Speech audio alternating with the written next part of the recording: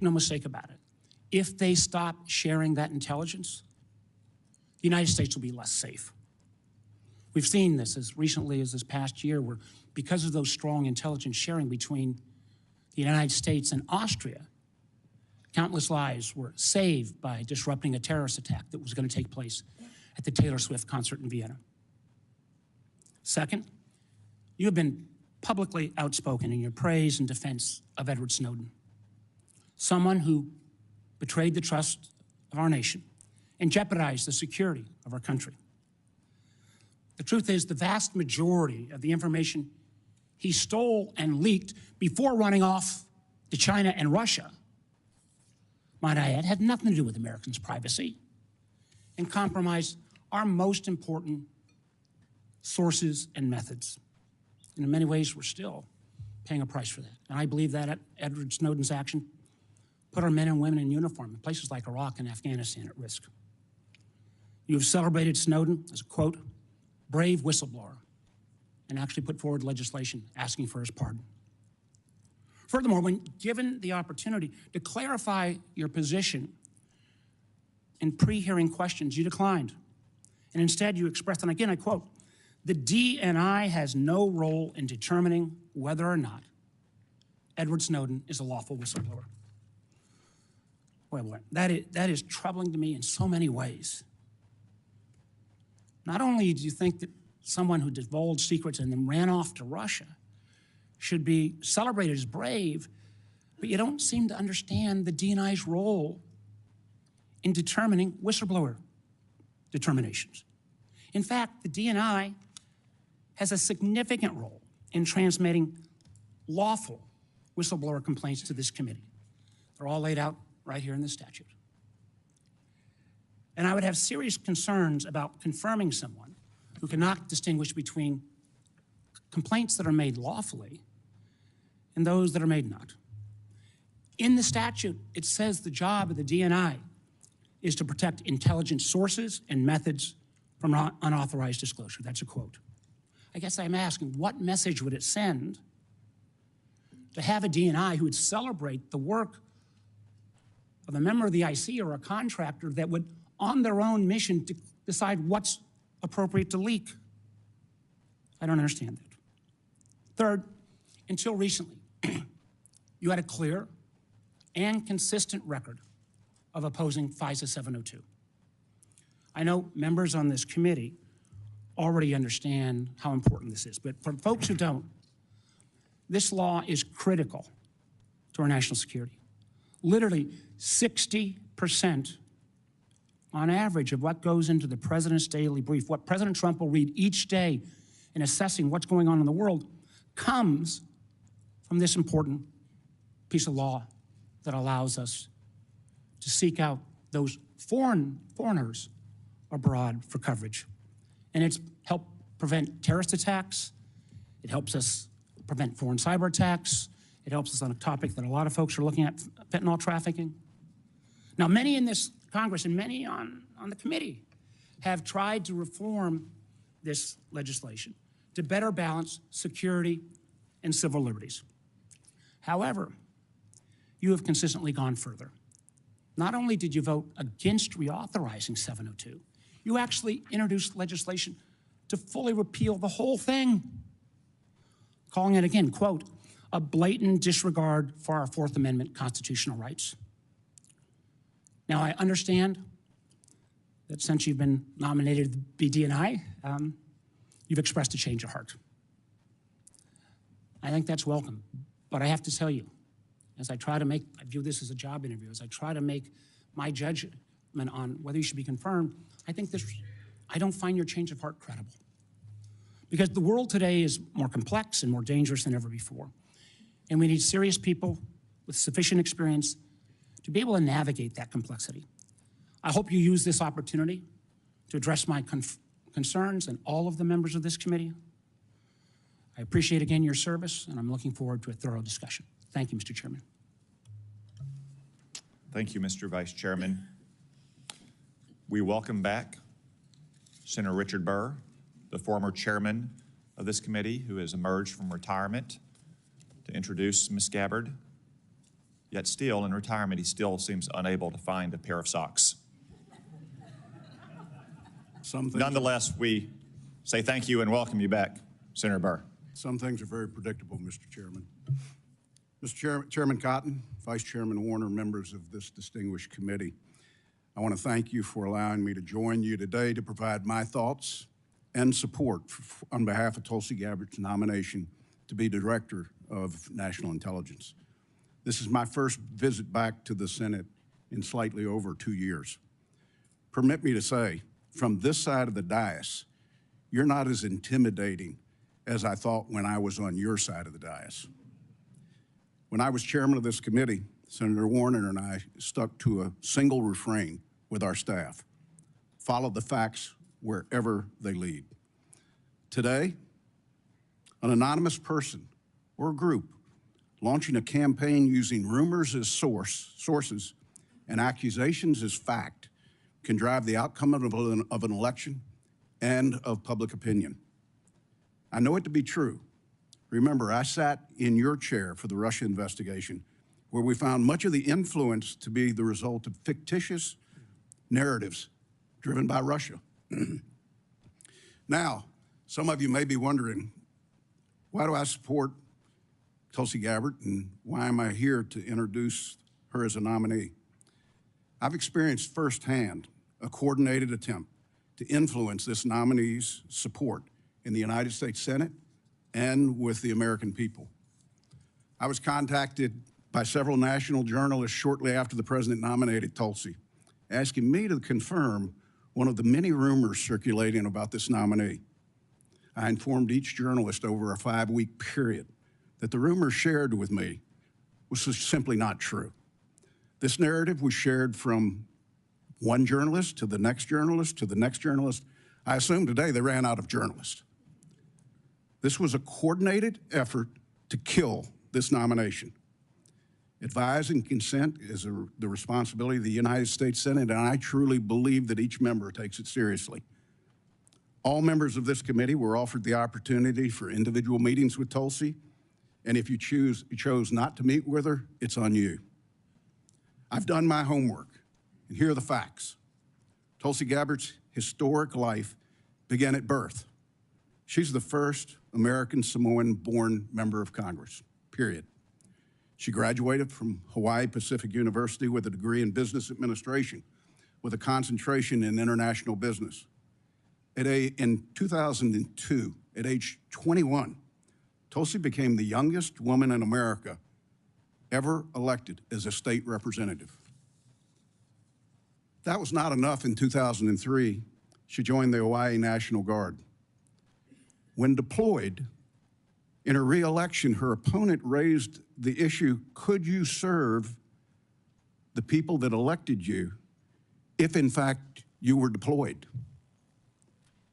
What did Tulsi do? She withdrew from her re-election campaign in order to continue to serve our country in the war on terror. This would not be the first or the last time Tulsi put her country above her career. After multiple deployments and serving in the Hawaii City Council, she was elected to the United States House of Representatives, where she served 4 terms. Throughout her political career, she maintained her military service either in the National Guard or the Army Reserve. Media stories and anonymous rumors have questioned her qualifications, her patriotism, and whether she can be trusted, just to name a few. I refuse to question the qualifications of a woman who's worn the uniform of her nation for 22 years and never taken it off. No fewer than 5 times has the Department of Defense reviewed her security clearance and extended it. Every single time. If Tulsi's guilty of anything, it's that since she was born, her views, opinions, and beliefs have evolved to reflect her life's experiences. Winston Churchill once said, "Those that never change their minds never change anything." She served her city, her state, her country, while winning the support of the people she represented. She's fought in war, and yes, she's tried to stop wars.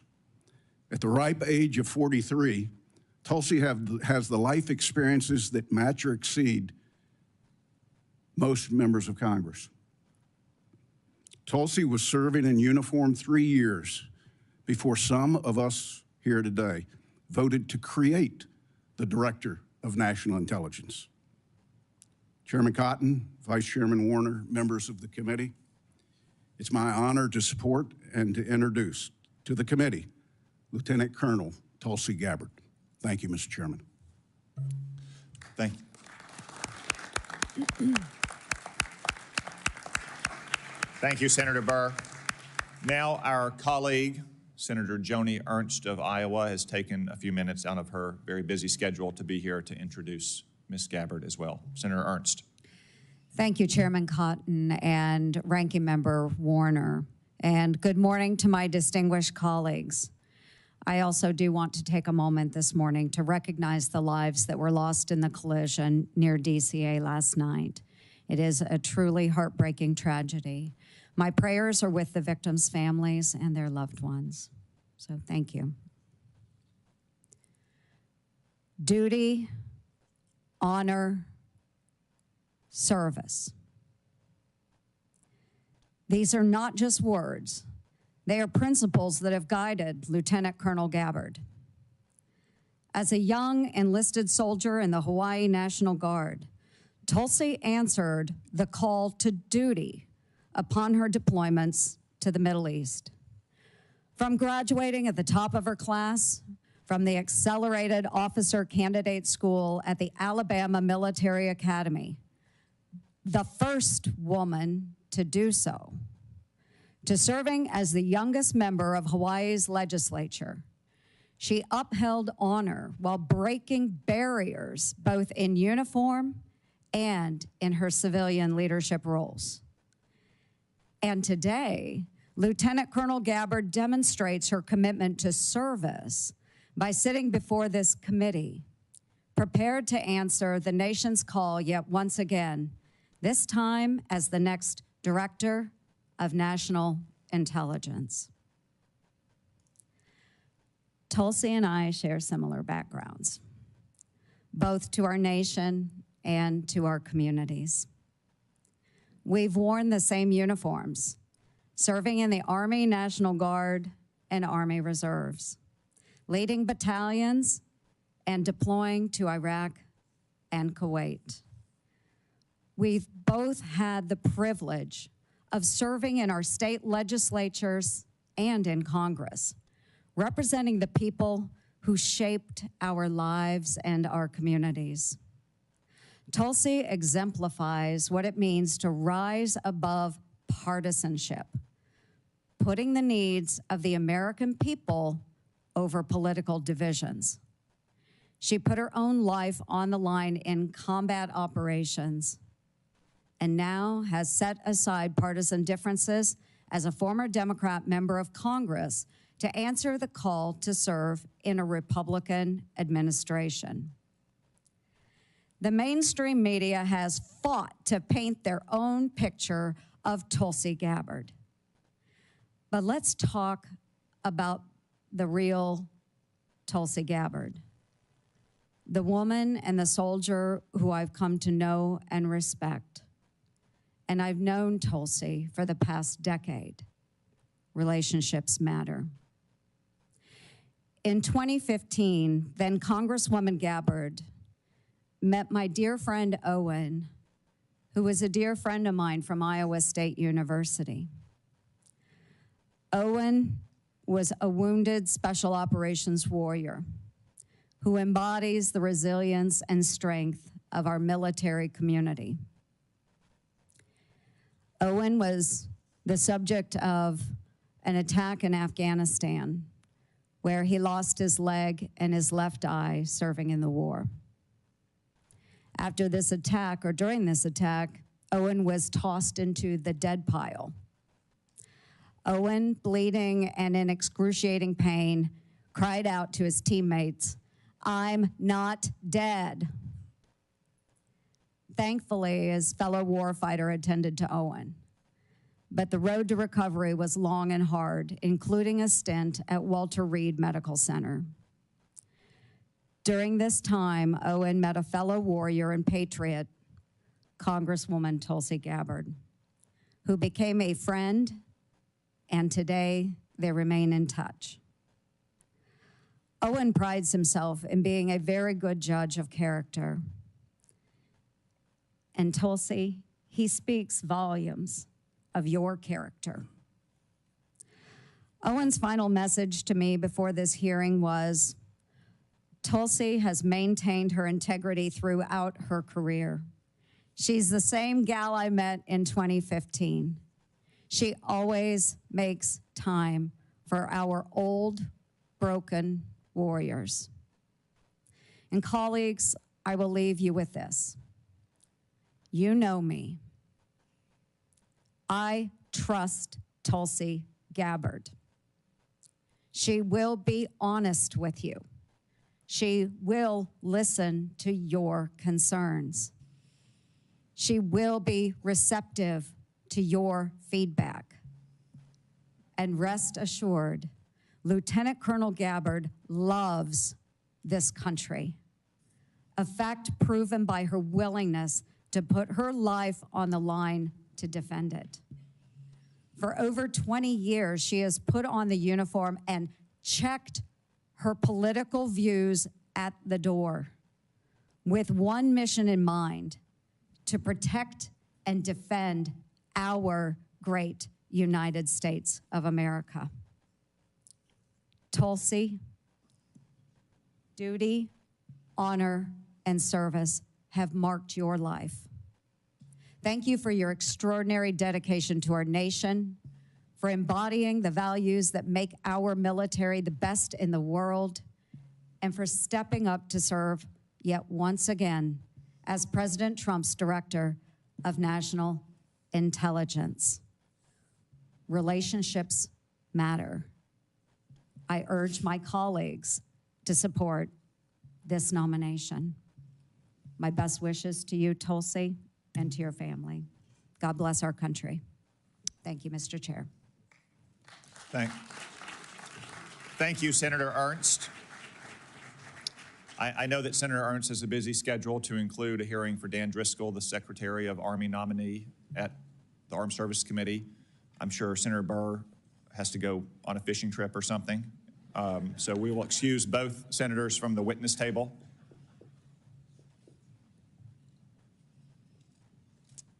Ms. Gabbard, before we move to your opening statement, it is the custom of the committee to ask a series of obligatory questions to all nominees. First, do you swear or affirm to give this committee your full and truthful testimony? I do. Second, do you agree to appear before the committee here or in other venues when invited? Yes. Third, if confirmed, do you agree to send officials from your office to appear before the committee and designated staff when invited? Yes. Fourth, do you agree to provide documents or any materials requested by the committee in order for it to carry out its oversight and legislative responsibilities? I do. Fifth, will you ensure that your office and your staff provide such material to the committee when requested? Yes. Sixth, do you agree to inform and fully brief, to the fullest extent possible, all members of this committee on intelligence activities and covert actions rather than only the chairman and the vice chairman? Yes. Thank you for those answers, Ms. Gabbard. We now welcome the opportunity, finally, to hear from you in your own words. Thank you very much, Mr. Chairman. Before I begin, I too would like to start by offering my prayers and condolences to those who were killed in last night's horrific crash. Senator Warner, Senator Moran, our condolences and prayers are with you and all of your constituents. Again, Chairman Cotton and Vice Chairman Warner and all of the members of the committee, it's an honor to be here before you today. I've appreciated the opportunity to meet with so many of you and address your questions and concerns before today's hearing. I know they've gone, but I'm grateful to Senators Burr and Ernst for their trust and their confidence in taking time to join us here today. To my husband, Abraham, my family, friends, fellow veterans, Medal of Honor recipients, and patriots, thank you for your love and support. I'm honored and grateful to President Trump for his trust and confidence in nominating me to serve our country as the Director of National Intelligence at a time when trust in the intelligence community, unfortunately, is at an all-time low. Chuck Schumer admitted a few years ago, quote, "You take on the intelligence community, they have 6 ways from Sunday at getting back at you." For too long, faulty, inadequate, or weaponized intelligence have led to costly failures and the undermining of our national security and God-given freedoms enshrined in the Constitution. The most obvious example of one of these failures is our invasion of Iraq based upon a total fabrication or complete failure of intelligence. This disastrous decision led to the deaths of tens of thousands of American soldiers, millions of people in the Middle East, mass migration, destabilization, and undermining of the security and stability of our European allies, the rise of ISIS, strengthening of Al-Qaeda and other Islamist jihadist groups, and strengthening Iran. Here are just a few other examples. The American people elected Donald Trump as their president not once but twice, and yet the FBI and intelligence agencies were politicized by his opponents to undermine his presidency and falsely portray him as a puppet of Putin. Title I of FISA was used illegally to obtain a warrant to spy on Trump campaign advisor Carter Page, using a Clinton campaign-funded false dossier as their so-called evidence. Biden campaign advisor Tony Blinken was the impetus for the 51 former senior intelligence officials' letter dismissing Hunter Biden's laptop as disinformation specifically to help Biden win the election. Former DNI James Clapper lied to this committee in 2013, denying the existence of programs that facilitated the mass collection of millions of Americans' phone and internet records, yet was never held accountable. Under John Brennan's leadership, the CIA abused its power to spy on Congress, to dodge oversight, lied about doing it until he was caught, and yet has never been held responsible. Under Biden, the FBI abused its power for political reasons to try to surveil Catholics who attend traditional Latin Mass, labeling them as quote-unquote radical traditionalist Catholics. Personally, just 24 hours after I criticized Kamala Harris and her nomination, I was placed on a secret domestic terror watch list called Quiet Skies. Sadly, there are more examples. The bottom line is this must end. President Trump's re-election is a clear mandate from the American people to break this cycle of failure, end the weaponization and politicization of the intelligence community, and begin to restore trust in those who've been charged with the critical task of securing our nation.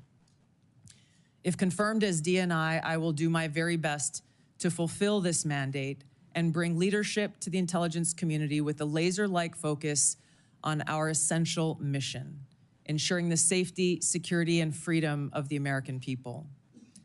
As the President's principal intelligence advisor, I'll begin by leading by example, checking my own personal views at the door, and committing to delivering intelligence that is collected, analyzed, and reported without bias, prejudice, or political influence. I enlisted in the Army because of the horrific terrorist attack on September 11th and volunteered to deploy to Iraq in 2005, where I served in a medical unit. After nearly 22 years in uniform with 3 combat deployments to the Middle East and Africa, I'm now a lieutenant colonel in the U.S. Army Reserve, where I serve as a battalion commander of soldiers in Oklahoma, Missouri, and Arkansas.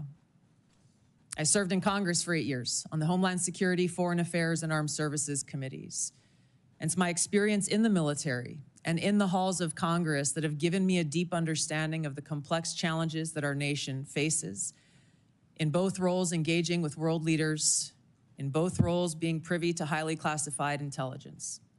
So I know firsthand how essential accurate, unbiased, and timely intelligence is to the President, to Congress, and to our warfighters. I also know the heavy cost of intelligence failures and abuses. Senator Collins, you led the creation of ODNI specifically to address those intelligence failures of 9/11 and Iraq's so-called WMDs. The need for the ODNI under strong leadership still exists today.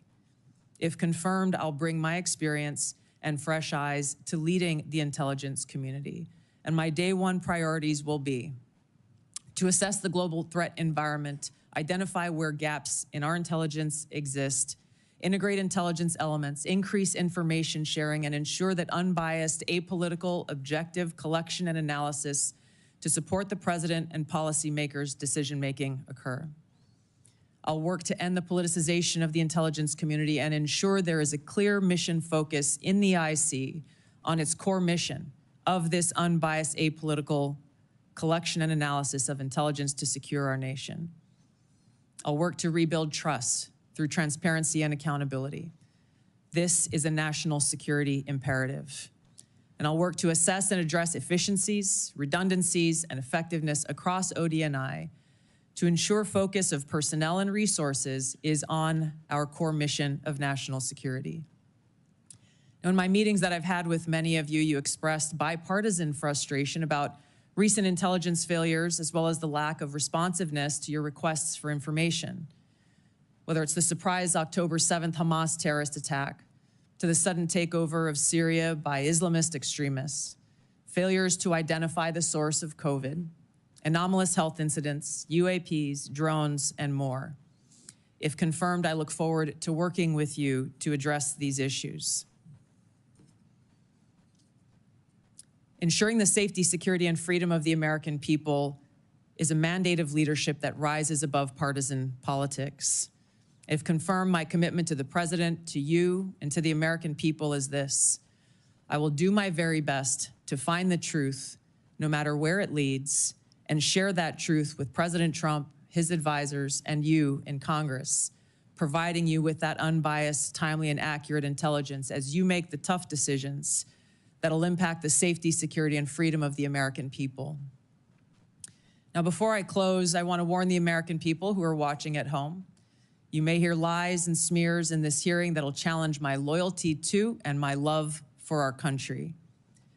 Those who oppose my nomination imply that I am loyal to something or someone other than God, my own conscience, and the Constitution of the United States, accusing me of being Trump's puppet, Putin's puppet, Assad's puppet, a guru's puppet, Modi's puppet, not recognizing the absurdity of simultaneously being the puppet of 5 different puppet masters. The same tactic was used against President Trump and failed. The American people elected President Trump with a decisive victory and mandate for change. The fact is, what truly unsettles my political opponents is I refuse to be their puppet. I have no love for Assad or Gaddafi or any dictator. I just hate Al-Qaeda. I hate that we have leaders who cozy up to Islamist extremists, minimizing them to so-called rebels. As Jake Sullivan said to Hillary Clinton, quote, Al-Qaeda is on our side in Syria. Well, Syria is now controlled by an Al-Qaeda offshoot, HTS, led by an Islamist jihadist who danced in the streets on 9/11 and who was responsible for the killing of many American service members. Democrat senators in the past resorted to anti-Christian bigotry against some of President Trump's judicial nominees like Amy Coney Barrett and Brian Boucher. I condemn those actions as a Democrat in Congress at the time, as religious bigotry must be thoroughly condemned by all of us, no matter the religion. Unfortunately, there are some Democrat senators who still don't understand the principle of freedom of religion and Article 6 of the Constitution. Quote, no religious test shall ever be required as a qualification to any office or public trust under the United States. Unfortunately, they're once again using the religious bigotry card, but this time trying to foment religious bigotry against Hindus and Hinduism. If anyone is sincerely interested in knowing more about my own personal spiritual path of Hinduism, I welcome you to go to my account on X, where I'll share more on this topic. If confirmed as Director of National Intelligence, I will continue to live by the oath that I have sworn at least 8 times in my life, both in uniform and as a member of Congress. I will support and defend our God-given freedoms enshrined in the Constitution of the United States against all enemies, foreign and domestic, and I will bear true faith and allegiance to the same. Thank you very much for your time. I look forward to your questions. Thank you, Ms. Gabbard. A few reminders before we begin our 5-minute round of questioning. First, a reminder to the audience, once again, I will not tolerate disruptions or disturbances either in favor of or in opposition to Ms. Gabbard. We all came to hear from Ms. Gabbard, not from you. 2 reminders to my colleagues. We'll have a 5-minute round of questions. Not 5.5, not 6, 5-minute round. We will also have a closed session after this hearing in which you'll have another 5-minute opportunity to ask questions. Second, if any question, as Senator Risch alluded to, begins to approach the line of classified material, my crack staff will advise me and I will ask you to hold the question until we get to a closed setting. Mr. Chairman, could I just inquire? I was under the understanding that if in the open round, because this is the only time the American people will be able to see this judgment, you'd agreed if certain members needed to ask a second round of questions in the public setting, that would be available. As is our custom, if a member waits until the end of the opening round and has a follow-up question, then we will permit that follow-up question. Thank you, Mr. Chairman.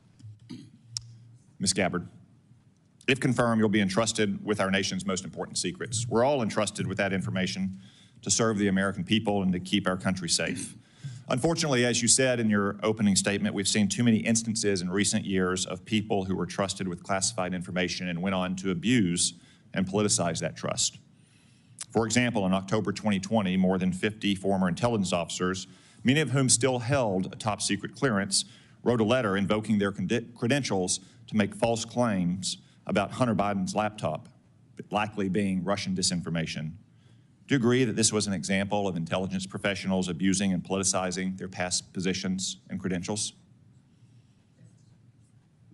Yes, Mr. Chairman, I do, and it is an example of what needs to end and why the American people elected President Trump to bring about those necessary reforms. Thank you. Will you commit that no one who abuses his past position and credentials in this fashion will hold a security clearance in the future?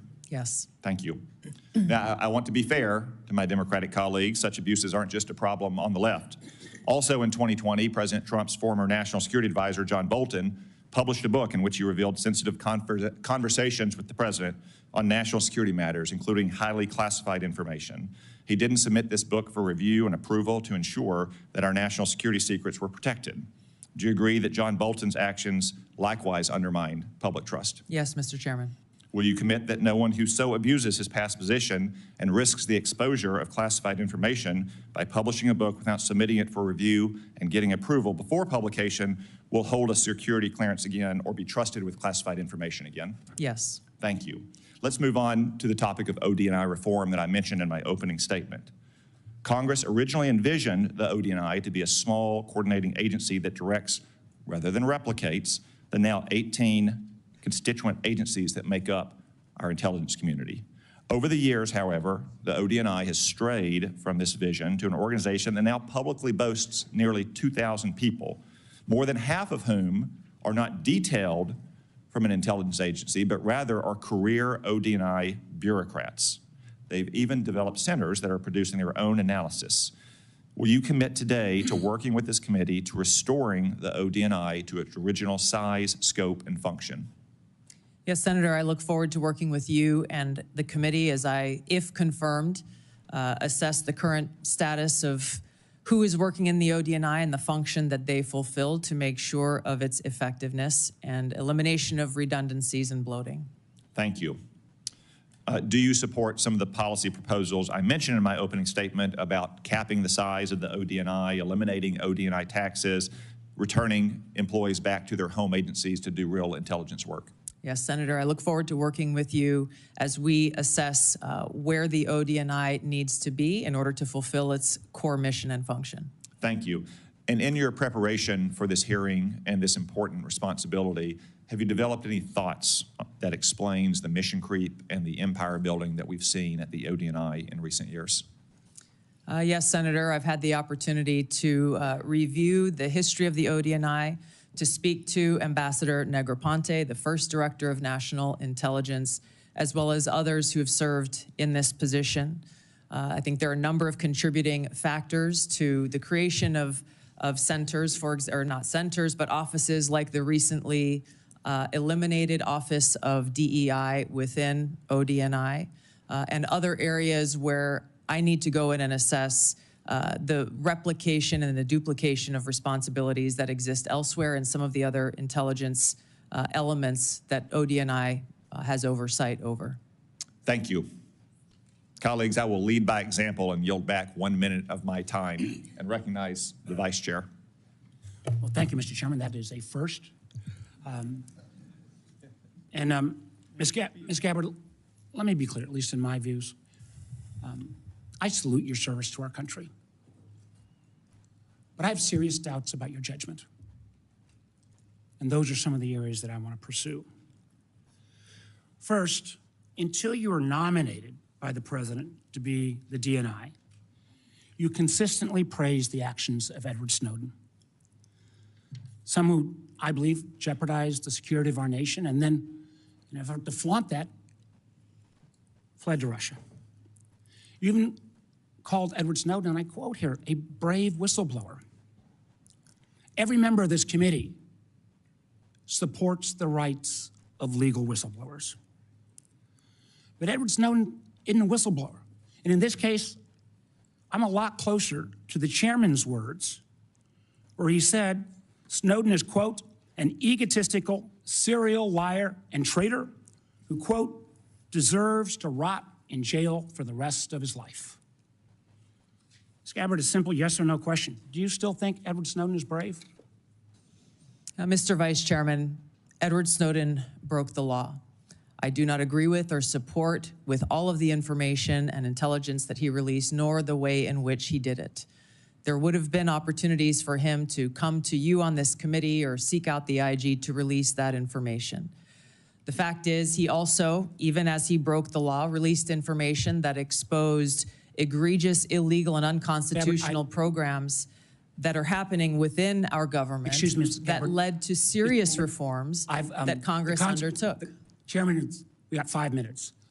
So I take your answer, and these are your quotes.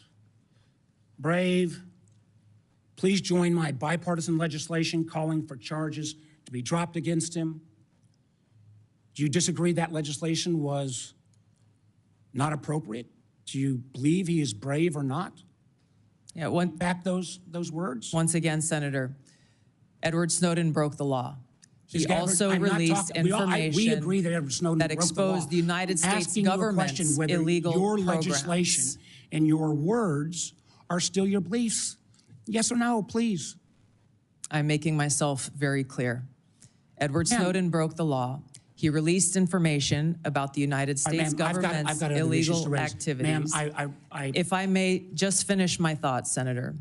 In this role that I've been nominated for, if confirmed as Director of National Intelligence, I will be responsible for protecting our nation's secrets, and I have 4 immediate steps that I would take to prevent another Snowden-like leak. Ma'am, I would simply ask you again.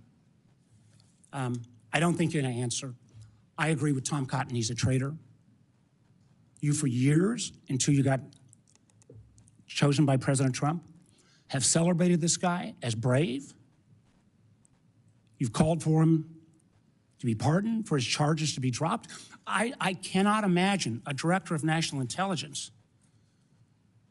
that would say that kind of behavior is okay.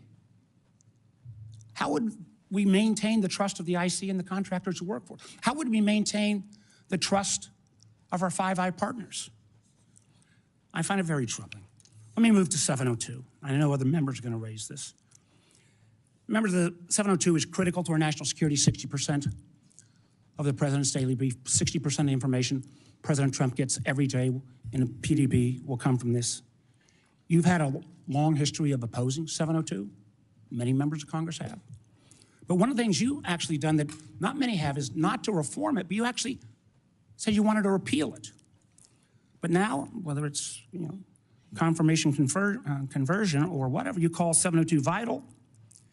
And I'm quoting, because of significant FISA reforms have been enacted since you left Congress. Ms. Gabbard, what are the reforms that have led you to now support 702? In the short time that I have, Senator, I will just note that my actions in legislation in Congress were done to draw attention to the egregious civil liberties violations that were occurring at that time.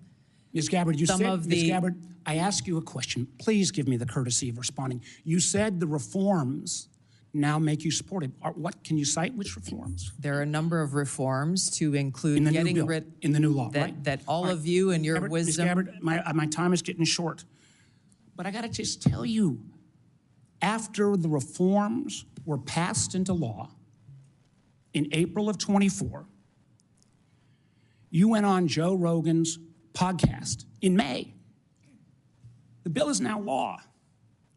And you said, quote, this bill took an already bad problem and made it many, many times worse. Again, in my mind, this is a question of judgment. 702 is critical. I appreciate this late conversion, but I'm not sure I buy it because you've had such a consistent position. Again, I know my colleague's going to raise these, but rather than standing up to dictators like Putin and Assad, you've sometimes amplified his talking points. I mean, I just do not understand how you can blame NATO for Putin's brutal invasion of Ukraine. And when Assad used chemical weapons against his own people, you didn't condemn him. I can go through all the quotes. You actually questioned Americans' intelligence. Now, you mentioned a lot about trust. And one of the things that I'm so proud on this committee is my friend Senator Burr said, we always follow the truth. I say on this committee, it's the most valuable work I do in this, and we have a bipartisan approach to intelligence. I think we have worked to try to keep the intelligence community and earn their trust, and frankly, earn the trust of the American people. But I, respectfully, ma'am, I just don't believe on your judgment and credibility issues that this is the appropriate role that you should take going forward. Thank you, Mr. Chairman. Senator Collins. Thank you, Mr. Chairman. Ms. Gabbard, Edward Snowden does stand out as having done particularly grave harm to our national security by revealing top secret information, including sensitive sources and methods, thus jeopardizing agents in the field. So let me ask you a question. If confirmed, would you support or recommend a pardon or any kind of clemency for Edward Snowden? Thank you for the question, Senator Collins. If confirmed as the Director of National Intelligence, my responsibility would be to ensure the security of our nation's secrets and would not take actions to advocate for any actions related to Snowden. So the answer is no. Is Correct. that correct? In 2020, you introduced the Protect Brave Whistleblowers Act, which would amend the Espionage Act to make it more difficult to prosecute individuals who reveal classified information. In particular, the bill would allow individuals to disclose even top secret information as long as it's not done with the specific intent to injure the United States or advantage any foreign nation. Your bill would also have created an affirmative defense if public disclosure of classified information were made for several reasons, one of which was to expose gross waste of funds. I strongly oppose this legislation, which would hamper our ability to prosecute people who give our adversaries classified information. So let me ask you this. Ms. Gabbard, do you still support providing individuals who have access to top secret information with the ability to make their own decisions regarding whether that information should be publicly disclosed, even though disclosure may cause tremendous harm to our country or our allies? Senator, we cannot and should not have individual vigilantes within the intelligence community making their own decisions about how and where and when to expose our nation's secrets. The intent of the legislation that you have pointed out was pointed towards ensuring due process for those who are charged under the Espionage Act in a court of law. This is a law that has been abused in some cases and used for political purposes. President Obama charged more people under the Espionage Act than all other presidents combined. If confirmed as the Director of National Intelligence, my sole focus and goal would be our nation's security, which includes ensuring the security of our nation's secrets. And I would work to make sure that we don't have any disclosures or vigilantes taking it upon themselves. There are numerous legal paths that will protect this information for those who feel they have concerns. And I look forward to working with you and this committee on making sure that those protections are known by every single person in the workforce and effectively implemented. So you do not support allowing individuals to make their own decisions without authorization to disclose secret information, classified information? Yes, and I believe we have the legal structure in place for those who have concerns to address them. As you know, there has been speculation in the press that you met with Hezbollah, a terrorist organization affiliated with Iran. Have you ever knowingly met with any members, leaders, or affiliates of Hezbollah? No, and it is an absurd accusation. Let me ask you one final question in the short time we have left. With Hamas, ISIS-K, the Houthis, all the Iranian proxies in Syria and Iraq, Yemen, and Al-Qaeda all posing general resurgences in the Middle East, Africa, and Central Asia, I'm alarmed at the lack of focus by the IC on this threat to our safety. We don't want to have to call you back to this room after a terrorist attack and ask, how did the IC miss this? Great power competition, China, Russia, definitely pose threats to our country, but the terrorist threat is arguably the most imminent threat, according to former FBI Director Chris Wray. If confirmed, what would be your strategy to refocus the IC on the terrorist threat to our country and to Americans abroad? Thank you, Senator. I agree with your assessment, and this speaks to the need for the ODNI to exist, to redirect those resources, identifying the gaps in intelligence so that we are able to get ahead of these threats instead of coming around after the fact and trying to assess why did we not know about this sooner so that we could have taken action to prevent it. Thank you.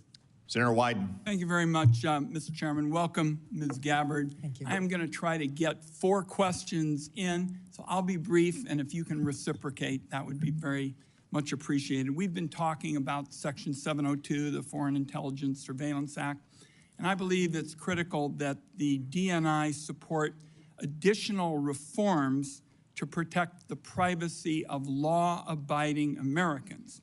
In your written response to committee questions, you wrote, and I quote, "Warrants should generally be required before an agency undertakes a U.S. person query of Section 702.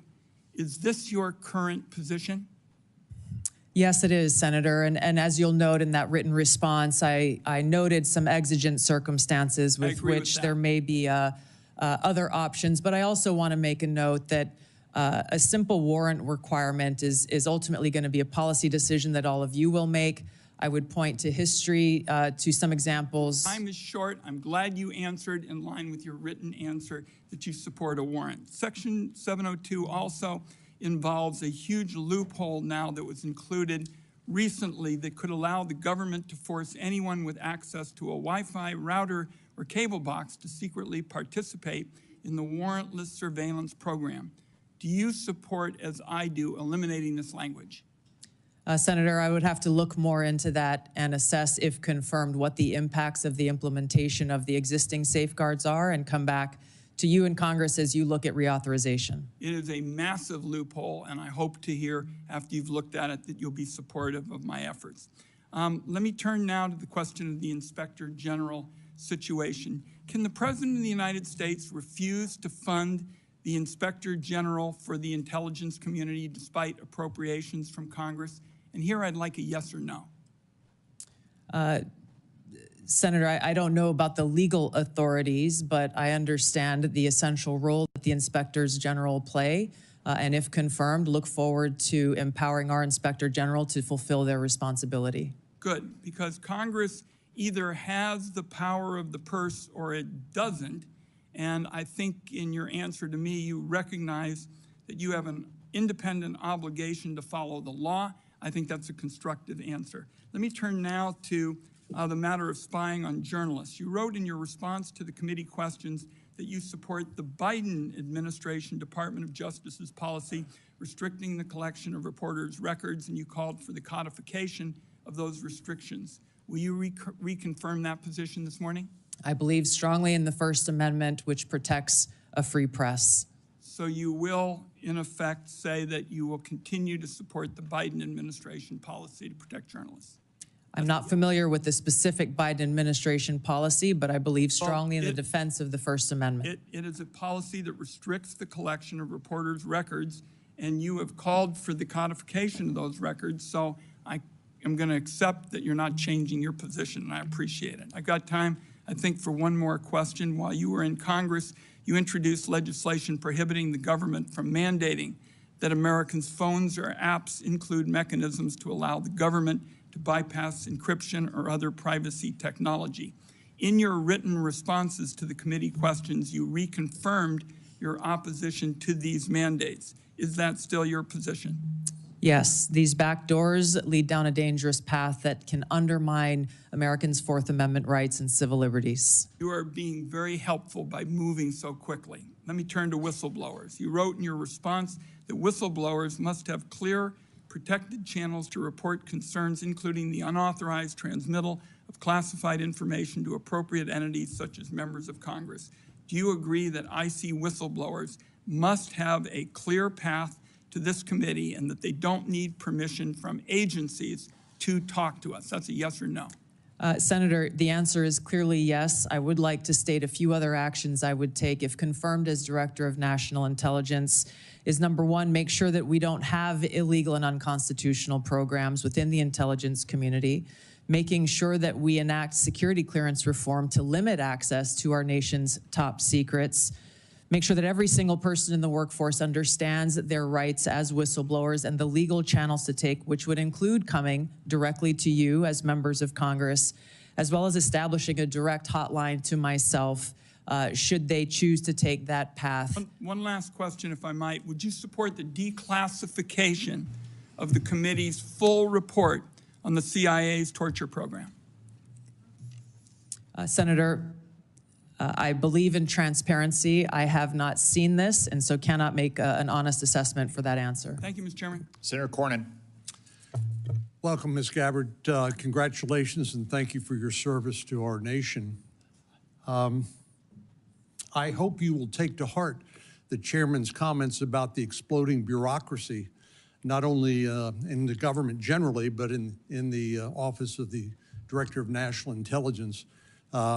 This is a critical role to be played, but unfortunately that role is not made easier or more effective by such a large, unwieldy bureaucracy.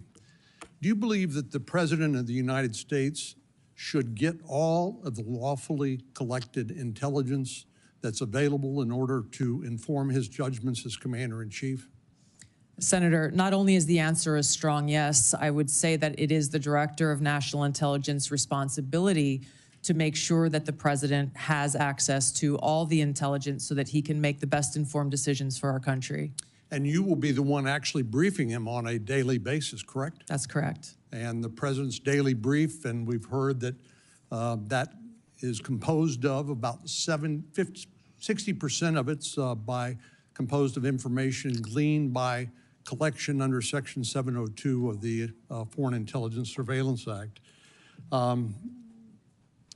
I've heard your comments to Senator Wyden and others. You and I talked about the importance of getting dissenting views in front of the president so that we don't have groupthink, which can be very dangerous, particularly in the intelligence collection areas.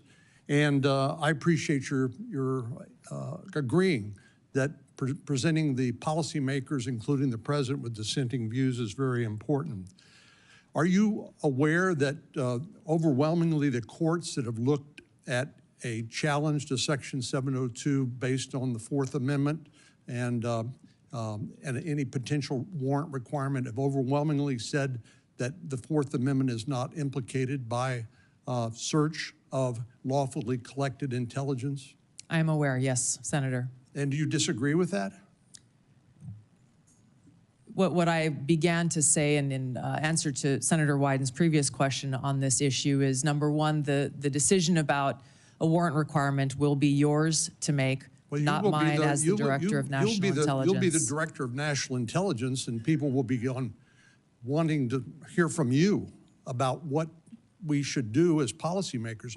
Admittedly, you're not going to be a policymaker, but you certainly will inform us.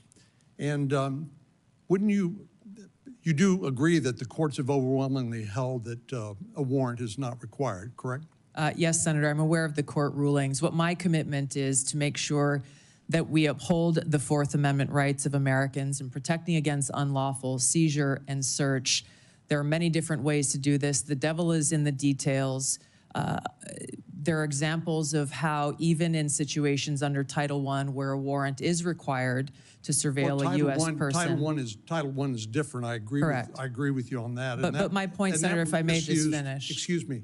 If that was misused in the case of Carter Page and basically an FBI lawyer lied in order to secure that warrant. Which is why there are safe. What would be necessary to be shown in order to establish probable cause to a judge in order to obtain a warrant? Again, Senator, that's not for me to say. That would be for you all to decide and for the Attorney General to weigh in on. Do you know what the elements of probable cause are and whether that's a practical and workable solution? This is the center of the debate, the high standard of probable cause that's required to get a warrant, and why this will continue to be a conversation, again, with the Attorney General weighing in and all of you in Congress making this policy decision. The CIA director, John Ratcliffe, said during his testimony before this committee that he believed that a warrant is not only required by law, but is actually impractical. Do you disagree with that or agree with that? I will be in a better position to make an assessment on the practical implications of this if confirmed as DNI. My commitment remains to uphold the Constitution and Americans' Fourth Amendment rights. Where would the warrant be sought? Would it be in the Foreign Intelligence Surveillance Court, or would it be in some other Article III court? My understanding is that it would be in the Foreign Intelligence Surveillance Court. Are you aware of the fact the Foreign Intelligence Surveillance Court has held that a warrant is not required? I am aware. Thank you. Thank you. Senator Heinrich. Thank you, Chairman. Welcome. You traveled to Syria and Lebanon in January 2017. Bassam Kawam personally paid for that trip, and Bassam and his brother Ilyas accompanied you to both Lebanon and Syria. The Kawam brothers have links to the Syrian Social Nationalist Party, an ally of Hezbollah. And in fact, in 2008, the Syrian Social Nationalist Party participated in the assassination of a former Lebanese prime minister and assisted Hezbollah in Beirut. When did you become aware of the links between the Kawam brothers and the Syrian Social Nationalist Party? Senator, thank you for your question. Just a point of clarification. I paid for my own expenses and travel on that trip. I was not aware of any accusations of these two Lebanese Americans associations until after the trip occurred. And that's when you reimbursed? Correct. Because Correct. Because not because of I wanted to make sure that there were no perceived conflicts of interest. I addressed this specific question to these Lebanese Americans who had organized the trip, and they vehemently denied any associations with that group. There is not a great deal in the public record about what you and Syrian dictator Bashar al-Assad discussed for so long in January of 2017. And I think there's a great deal of interest from the American people about what was discussed in that meeting. So what did you talk about? And did you press Assad on things like his use of chemical weapons, systematic torture, and the killing of so many Syrians? Yes, Senator.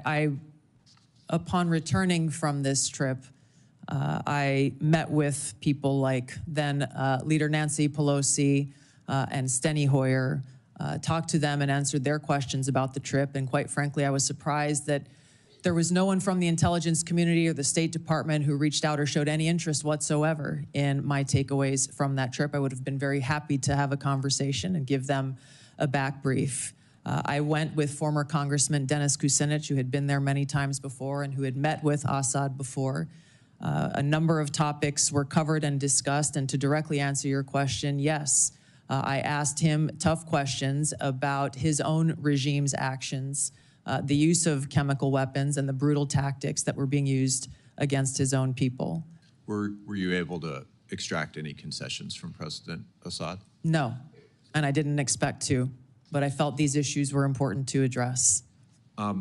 According to your revised trip report, your third meeting in Syria after meeting with Assad and then his wife was with Grand Mufti Ahmad Badreddin Hassoun. Forgive me if I'm not pronouncing that correctly. In an October 2011 speech, the Grand Mufti warned the US and Europe that we will prepare suicide bombers who are already in your countries if you bomb Syria or Lebanon. What was the goal, or what did you accomplish by meeting with Grand Mufti? Yes, Senator, before going on the trip and during my time both in Syria and Lebanon, I made it a point to meet with different religious leaders, both Muslim leaders as well as various Christian and Catholic leaders who were there in the region. I did that both in Syria and in Lebanon to hear from them about what their concerns or thoughts were with regard to the war that was being waged at the time. Were you aware of his threats regarding suicide bombers in the United States? I was not and had not heard that until today. Who vetted the people that you met with on this trip to Syria and Lebanon? The itinerary was created by former Congressman Dennis Kucinich, his constituents who he had traveled with to Syria and Lebanon a number of times before. Some of the individuals that I met with were looked at prior to the trip. Others came up during the trip that were unexpected. Just in complete hindsight, would you view this trip as good judgment?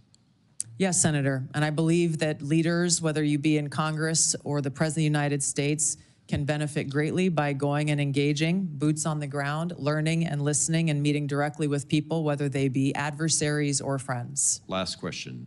Who do you blame? Who's responsible for the war in Ukraine? Putin started the war in Ukraine. Thank you.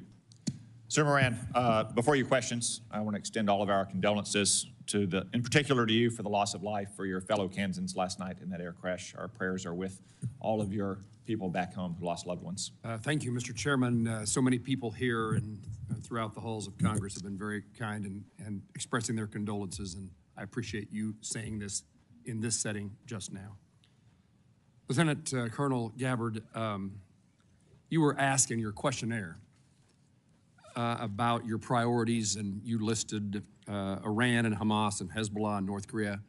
You also mentioned Russia, but the only thing you said about Russia in fully explaining why it's a priority is ending the war with Russia. When you talk about Russia, what are your fears or policy priorities beyond ending the war? How do you see Russia as a threat to the United States? Senator, if confirmed as the Director of National Intelligence, it will be paramount for me to assess where our intelligence gaps may exist so that I can provide the President and all of you with the most accurate full picture of that threat assessment to directly answer your questions. I think that it is a complex environment. Russia remains a strategic competitor. There are a number of concerns that have to do with their nuclear weapons, as well as how the decisions and policies that are being made by this body and by the President will impact our own national security, which is my foremost concern. I want to make certain that in no way does Russia get a pass in either your mind or your heart, or in any policy recommendation you would make or not make. Senator, I'm offended by the question because my sole focus, commitment, and responsibility is about our own nation, our own security, and the interests of the American people. In carrying out the responsibilities of the Director of National Intelligence, if confirmed, no country, group, or individual will get a pass in my fulfilling that responsibility of providing that full intelligence picture so that you all can make the best informed policy decisions for the safety, security, and freedom of the American people. You have my commitment to be completely objective, unbiased, and apolitical, and I hope you understand my commitment to our country's interest. I absolutely do. You have answered my question in the manner in which I wanted to hear, that you will do this in an objective manner, provide the information necessary, and that Russia, if it's a threat, you will tell us so and tell us the details of that threat. Yes, Senator. How would you restructure the national intelligence priority framework to better align with President Trump's national security goals? Senator, this is a discussion, if confirmed, I look forward to having with the President and his national security advisor, again, based on the threat assessment and based on the President's priorities. He has spoken about a number of different priorities in different parts of the world. I would work with them on that national intelligence priorities framework, which will serve as the foundation for the intelligence elements under ODNI. Any recommendations that you have in mind to make to President Trump in that regard? I want to make sure that any recommendations that I make to the President are fully informed. From where I sit now, I don't believe that I can make those recommendations. I take that responsibility seriously and wouldn't want to shortchange him without first doing the due diligence and work to make sure my recommendations are well-founded. How will you, Lieutenant Colonel, as the DNI, if confirmed, meet the objectivity and political neutrality requirements to ensure that you're telling the White House what they need to hear and not what they want to hear? A follow-up to that is, how will you handle conflicting intelligence reports from the various members of the intelligence community and present a broad intelligence picture to the President? Yeah, thank you for the question, Senator. I hope that you have confidence in my ability to extract politics from what my role will be as Director of National Intelligence, because it's something I've done for almost 22 years now of wearing the uniform, both serving in the National Guard and the Army Reserve, even while holding political office. There is a brick wall between the two, and I have fulfilled that obligation in uniform, as I will as Director of National Intelligence if confirmed. I think the President, I know the President values hearing a lot of different views, and I would make sure that in the intelligence community's responsibilities that dissenting views are not only allowed, but encouraged, and where they present themselves, make sure that the President and you as policymakers are aware so that you can make your best informed decision.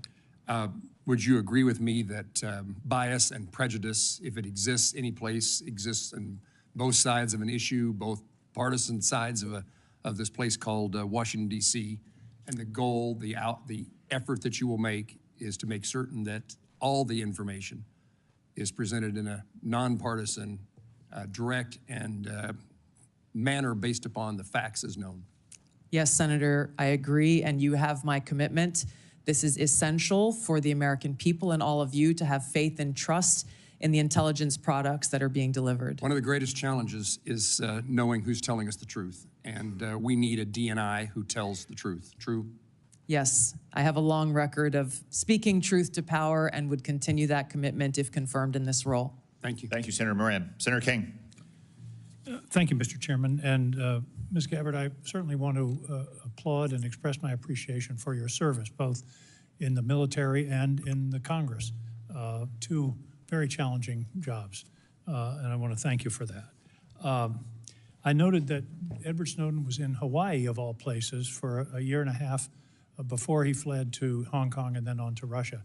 Did you ever meet him or have any contact with him during that period, or subsequently with telephone calls, emails, Zooms, contact with he or his lawyers? No, Senator, not at any time have I had contact with Edward Snowden. And you introduced a bill in 2020 that was essentially a pardon. It basically said all charges should be dropped. You had a lot of whereases in that bill. Where did the factual basis for those whereas clauses come from? Senator, if I recall, in that bill, it came from publicly available information. I see. And were you aware that there was a bipartisan committee report from the House Intelligence Committee in 2016 on Snowden's activities? I don't recall specifically at that time, but I am aware of that committee's report and executive summary that was reported publicly. I did not have access to the classified report that summary was based on. Did you read that report prior to filing your bill in 2020? Senator, I don't recall specifically. I remember reading a lot of materials prior to filing that bill. Well, the bipartisan committee report, the first item, Edward Snowden perpetrated the largest and most damaging public release of classified information in U.S. intelligence history. Goes on to say Snowden caused tremendous damage to national security, and the vast majority of the documents he stole have nothing to do with programs impacting individual privacy. But you don't recall ever seeing the work of that committee? I'm aware of those conclusions drawn. Edward Snowden. Were you aware at the time? Yes, I was, Senator. And Edward Snowden broke the law. There's no question about that. He should not have released all of that information that caused that harm. There's no question about that. How many documents did he release? I know that he took over 1 million documents. I don't know specifically how many of those 1 million he specifically released. Well, you stated very unequivocally today, Snowden broke the law, but you introduced a bill in Congress along with Congressman Matt Gaetz to essentially pardon him. So he broke the law, but it wasn't all that serious? Is that what you thought in 2020? I take very seriously upholding our Constitution and have sworn an oath to support and defend that Constitution over 8 times in my life. My statements in the past have been reflective of the egregious and illegal programs that were exposed in that leak. But you ignore the vast majority, as the committee found, bipartisan. I think Devin Nunes was the chair, Adam Schiff was the vice chair. The conclusion was that the vast majority of these things that he released had nothing to do with constitutional rights, the Fourth Amendment, but indeed were enormous compromises of our national security.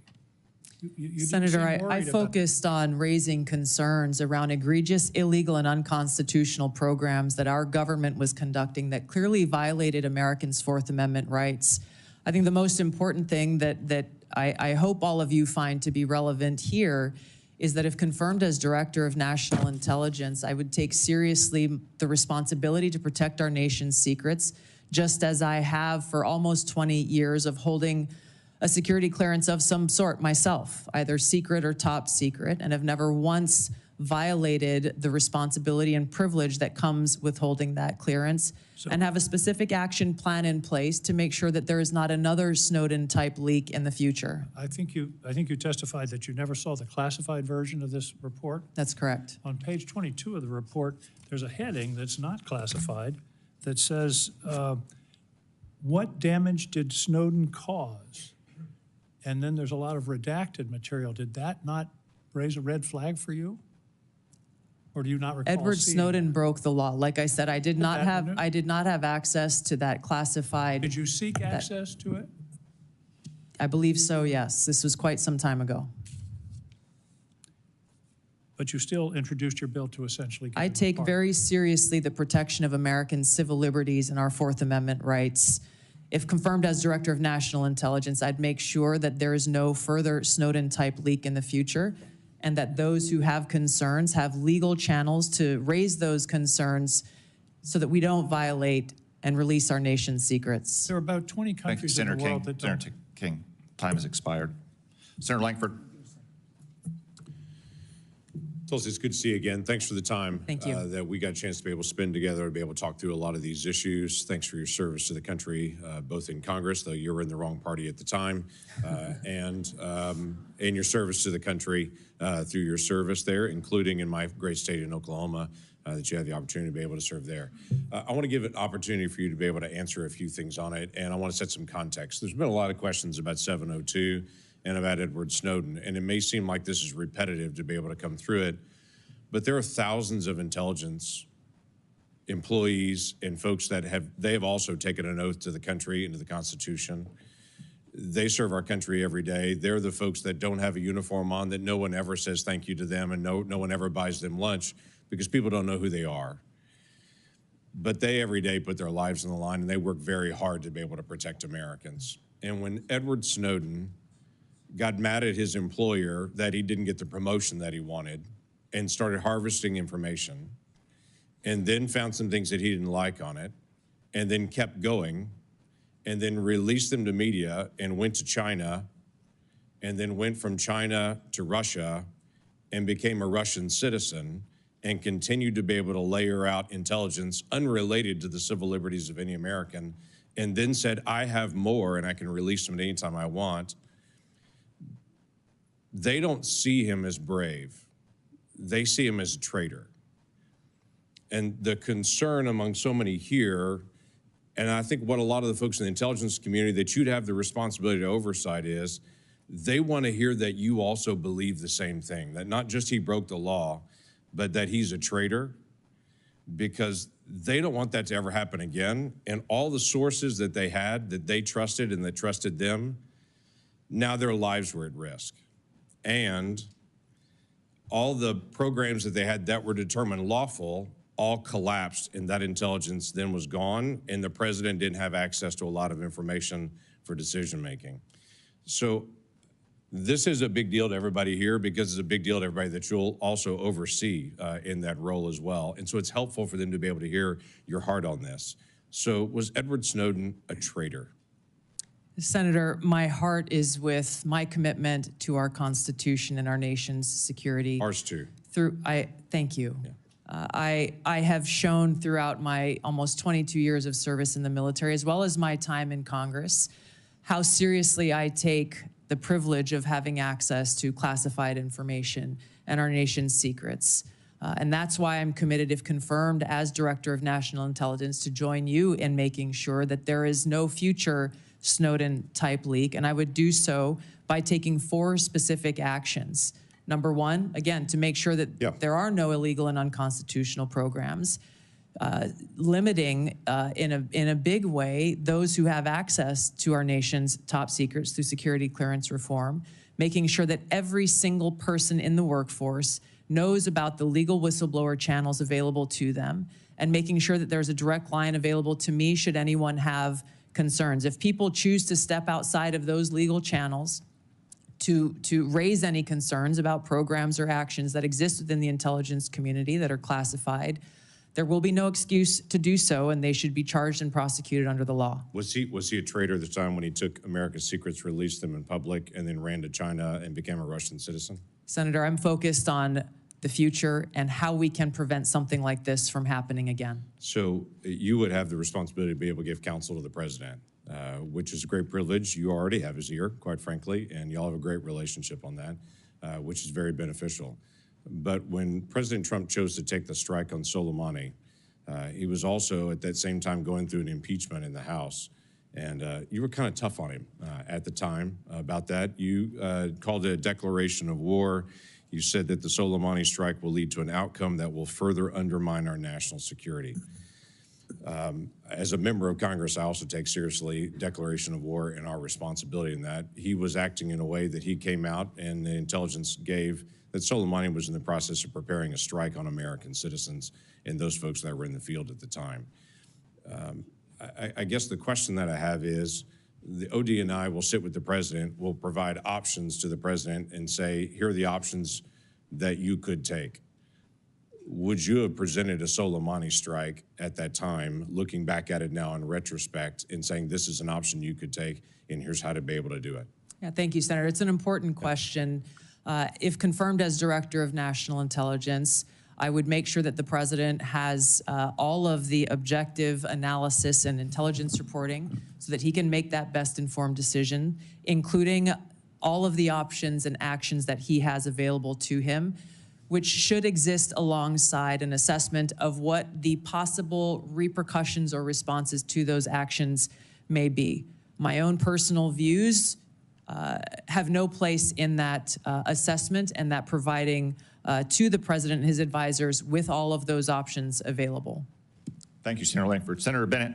Thank you, Mr. Chairman. I would like to repeat my colleague's question to you. Thank you for being here to answer these questions and for your service. Was Edward Snowden a traitor to the United States of America?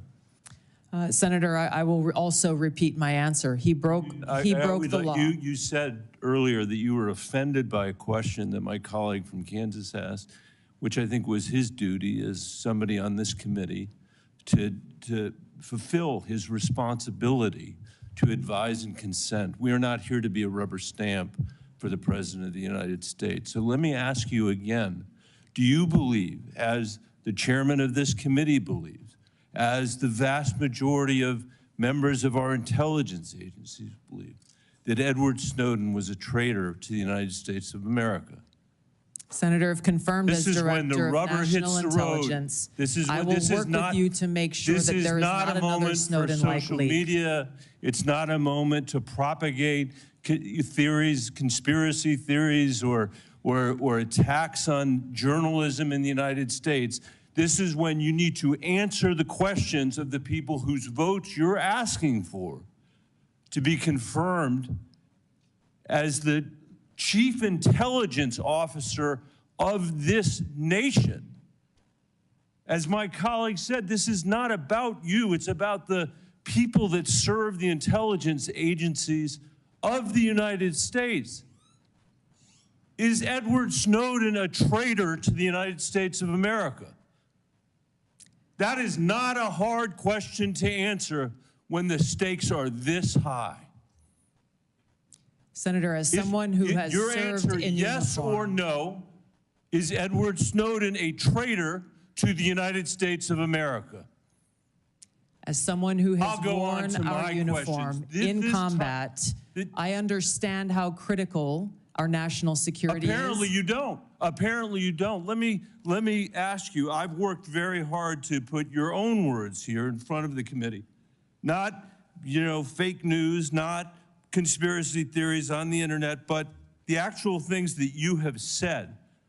On February 23rd, 2022, at the very moment that Russian tanks were rolling across the peaceful border of Ukraine for the first time, you tweeted at 11:30 p.m. your time, "This war and suffering could have easily been avoided if Biden administration / NATO had simply acknowledged Russia's legitimate security concerns regarding Ukraine's becoming a member of NATO." Did you say that, yes or no? I believe you're reading my tweet, Senator. Yes is the answer. A few months later, you said on your podcast, and I quoted it, quote, "But this regime change war against Russia that the U.S. and NATO are waging via their proxy in Ukraine didn't begin when Putin invaded Ukraine. They had their eyes set on this objective long before that." Did you say that, yes or no? I believe you're reading my tweet. Thank There's you. a lot the answer more. is yes. You're quoting a podcast that I'm provided happy much to have more a conversation context. with the chairman about whether I'm taking anything out of context. I don't think I am. And your answer is yes. Are you aware that your comments about proxy wars and Russia's legitimate security concerns, to quote your own words, are in alignment with what the Russians have said to justify their invasion of Ukraine? Yes or Senator, no? I don't pay attention to Russian propaganda. My goal is to speak the truth, the answer is no. regardless of whether Thank you like it or not. I'll take it. That's fine. You said you are used to speaking truth to power. Yes. I'm shocked to hear you now say that, you know, you are agreeing. I'm not shocked because I know you said it. You are agreeing that you basically said that Putin was justified in rolling over the peaceful border of Ukraine, the first time since World War II that a free nation had been invaded by a totalitarian state. And you were there at 11:30 p.m. that night to say that you were with them, not us. And let me tell you something. You say you don't know because you don't read Russian propaganda. Russian state TV then aired your comments. Did you know that? Senator, I think you should also quote the statement that I made criticizing Putin for his invasion of Ukraine. What I would say, Mr. Chairman, with the last, it's up to all of us. We're the Senate. We get to decide whether we're going to confirm this nominee. Obviously, we didn't select this nominee. But can't we do better than somebody who doesn't believe in 702? Can't we believe that somebody who can't answer whether Snowden was a traitor 5 times today, who made excuses for Vladimir Putin's invasion of Ukraine, the first time that I'm aware of any American official has done that? I'm questioning her judgment. That's the issue that's at stake here. And as you said, and I totally agree, this is about our intelligence officers. And you cannot answer. Most of what we do here is in secret. This is one of the very few opportunities that you will ever have to have a conversation with this panel in public. And the record is going to be very clear about the position you took with regard to Edward Snowden. And the record is going to be very clear about your reaffirmation of the statements you made in the middle of the night when Russia was invading the free country of Ukraine. And Senator I hope Bennett, we will take that in consideration when Senator we Bennett, have this vote. Your time has expired. I will note that during Senator Bennett's question and answer, there was 2 disturbances in the room. The first sounded like a cell phone. I would ask everyone on both sides of the dais, if you have not silenced or turned off your cell phone, please do so now. The second disturbance was the cries of a small child. We will welcome such disturbances because the cries of an infant are the sound of answered prayers. Senator Rounds. Not only here, but the answered prayers in church when they cry as well, Mr. Chairman. First of all, thank you for your service to our country. I think part of the discussion here, as you can see, we feel very, very strongly about FISA 702. We work with it literally every day. As you can also tell, we have some very, very strong feelings here with regard to the actions of Edward Snowden. I want to come back, and I'm going to give you an opportunity to make any corrections or to make any other comments with regard to both of those issues that have been brought up here. But before I get into that, I want to go back into a little bit of your previous history as well. You did serve as Hawaii's, you served as a congressperson for what, 8 years? Yes, Senator. And during that time, you served on the Armed Services Committee. And during that time period, you did carry a TS-SCI clearance. You worked your way through that time period. You had an opportunity to look at a lot of information. Can you share just a little bit about the way that you've looked at that, not just as a member of the congressional delegation from Hawaii, but also during the time in which you were a lieutenant colonel serving up through and including a battalion commander. Talk about that a little bit, please. Thank you, Senator, for your question. In both of those roles, I had exposure to different sides of how critical our national security is and the unique role that our intelligence community plays in ensuring our national security. My most recent deployment with the military was as part of a joint special operations task force to Djibouti and Somalia, where our mission was to support the Somalis government and military's focus on defeating al-Shabaab, which is al-Qaeda's element there within East Africa. One of the things that we came across there that I hadn't known previously, even having served in Congress for 8 years because it hadn't been focused on, was how al-Shabaab specifically was the biggest funder of al-Qaeda in the Arabian Peninsula, which again should be of unique concern and interest to our own national security concerns. Being able to engage with world leaders in both capacities, in uniform and as a member of Congress, being a customer of intelligence in both of those roles gives me a unique perspective, if confirmed as Director of National Intelligence, to come in with fresh eyes, to come in with some of the frustrations that I experienced as a member of Congress with the lack of information that we received from the intelligence community, oftentimes feeling as though everything we heard in a brief could have been read in the newspaper that morning, and the essential oversight role that all of you play here in Congress. You are unable to do so unless you are equipped with that intelligence and information. I'm committed to fulfilling that responsibility if confirmed as Director of National Intelligence. Okay, now, when you and I first met, I told you that I thought you needed to kind of take a change in the direction that you were going with regard to how you were approaching the private conversations, and that we wanted you to sit down and to meet with some folks who were directly involved in gathering the intelligence and so forth. You did that. Yes. And then we came back and we sat back down again. And what those individuals who I had talked to and I asked you to talk with shared with me that they thought that you were a quick study and that you had the opportunity to look at a number of the issues that this committee considers to be extremely sensitive, and 702 in particular. Now, I've got about a minute left, but I want to give you an opportunity in front of this committee to share your position in your own words about how strong or how much it is needed with regard to the continuation of 702 and your support for it. Thank you, Senator. 702 provides a unique security tool and capability that is essential for our national security. There are a number of areas that we would be blind from a national security perspective without this capability. It also must exist next to having safeguards in place to ensure Americans' civil liberties are protected. As you know, Senator, it is illegal under 702 to target any U.S. person. There are several other sections within FISA that speak to some of the civil liberties reforms that you all passed in last year's legislation. So let me finish with this. 702 in its current form stays in effect for the next year. You would agree that there were reforms made which fixed a number of the items that you had a problem with in the first place. Is that correct? It's correct, Senator, and some of those reforms that you enacted were a specific to some of the legislation that I introduced back when I was in Congress, such as prohibiting the abouts collection as well. Thank you. Thank you, Senator Round. Senator Gillibrand. Thank you, Mr. Chairman.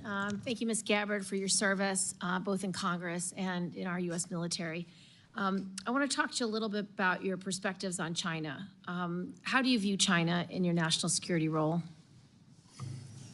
Our relationship with China is one that is complex, given how closely our economies are linked. There are a number of challenges and threats that need to be navigated with respect to China, some of which have come up most recently with this very serious cyber exploitation in Salt Typhoon and Volt Typhoon that seemingly took us by surprise, and the compromising of our major telecom companies and an area of significant and great concern. So some of your past statements that are relevant to China are concerning because I don't think it fully appreciates China's perspective towards the United States. For example, with regard to TikTok. Your past statements have essentially said that requiring domestic ownership of TikTok is a violation of civil liberties, and the national security concerns are complete BS. Can you explain why you have this view on TikTok? The position that I previously made, obviously not as a member of Congress, as you consider the TikTok legislation, were centered around the protection of Americans' First Amendment rights and the lack of data privacy legislation, frankly, that would apply to TikTok, Facebook, X, all of these different social media applications that collect on us as users of these applications. There were other provisions within that legislation that granted very vague and grandiose authorities to the president on deciding which private companies are or are not a national security threat. So let's talk about China specifically, because this is where I want to make sure you understand what's at stake. We've had concerns over many years that when China owns infrastructure, it can manipulate that infrastructure. It can use it for spying. It could use it, turn it on or off. And you've actually addressed some of the most recent cyber attacks that we believe China had relevant participation. The challenge is if China owns TikTok, it means they can spy on the United States, on the American people. It can take all the data from our children. It can change the narrative about what people are talking about through their algorithms. If it wants to create misinformation or malign foreign influence, it's very easy. So can you understand why it's so important that we require domestic ownership of TikTok? I understand the concern, Senator. I would just reiterate some of my concerns that I stated in the past about how this really is an issue about data privacy, because so much of what is collected by all of these, even U.S.-owned companies, can be sold to any country. I get it, and that is a bigger issue for Congress to wrestle, and I am all in for that conversation. But I want you to appreciate China. What is your view with regard to Taiwan? Do you think it is something that your intelligence efforts will understand how important our relationship is with Taiwan, specifically on chips manufacturing? I think President Trump has most recently decided to have a 100% tariff on all chips from Taiwan. And your statements, particularly about the bill we passed, the CHIPS Act, to make sure that domestic production is invested in, and so that we have that supply chain, and so we have that national security. But your public statements about the CHIPS Act have been very negative and don't seem to appreciate how important that independence is for our national security, to be beholden to China, to be beholden to Taiwan, to be in a place where we can't do our own national intelligence. Yes, Senator, I fully support the investment in building and strengthening our own domestic capabilities. If I recall, that legislation had a lot of other provisions in it that had nothing to do with the production of our own capability, and I felt were a distraction away from and a potential obstacle towards achieving that. So you will recommend to the president that we continue to invest in the semiconductor industry in the United States for our own independence as well as our own national security?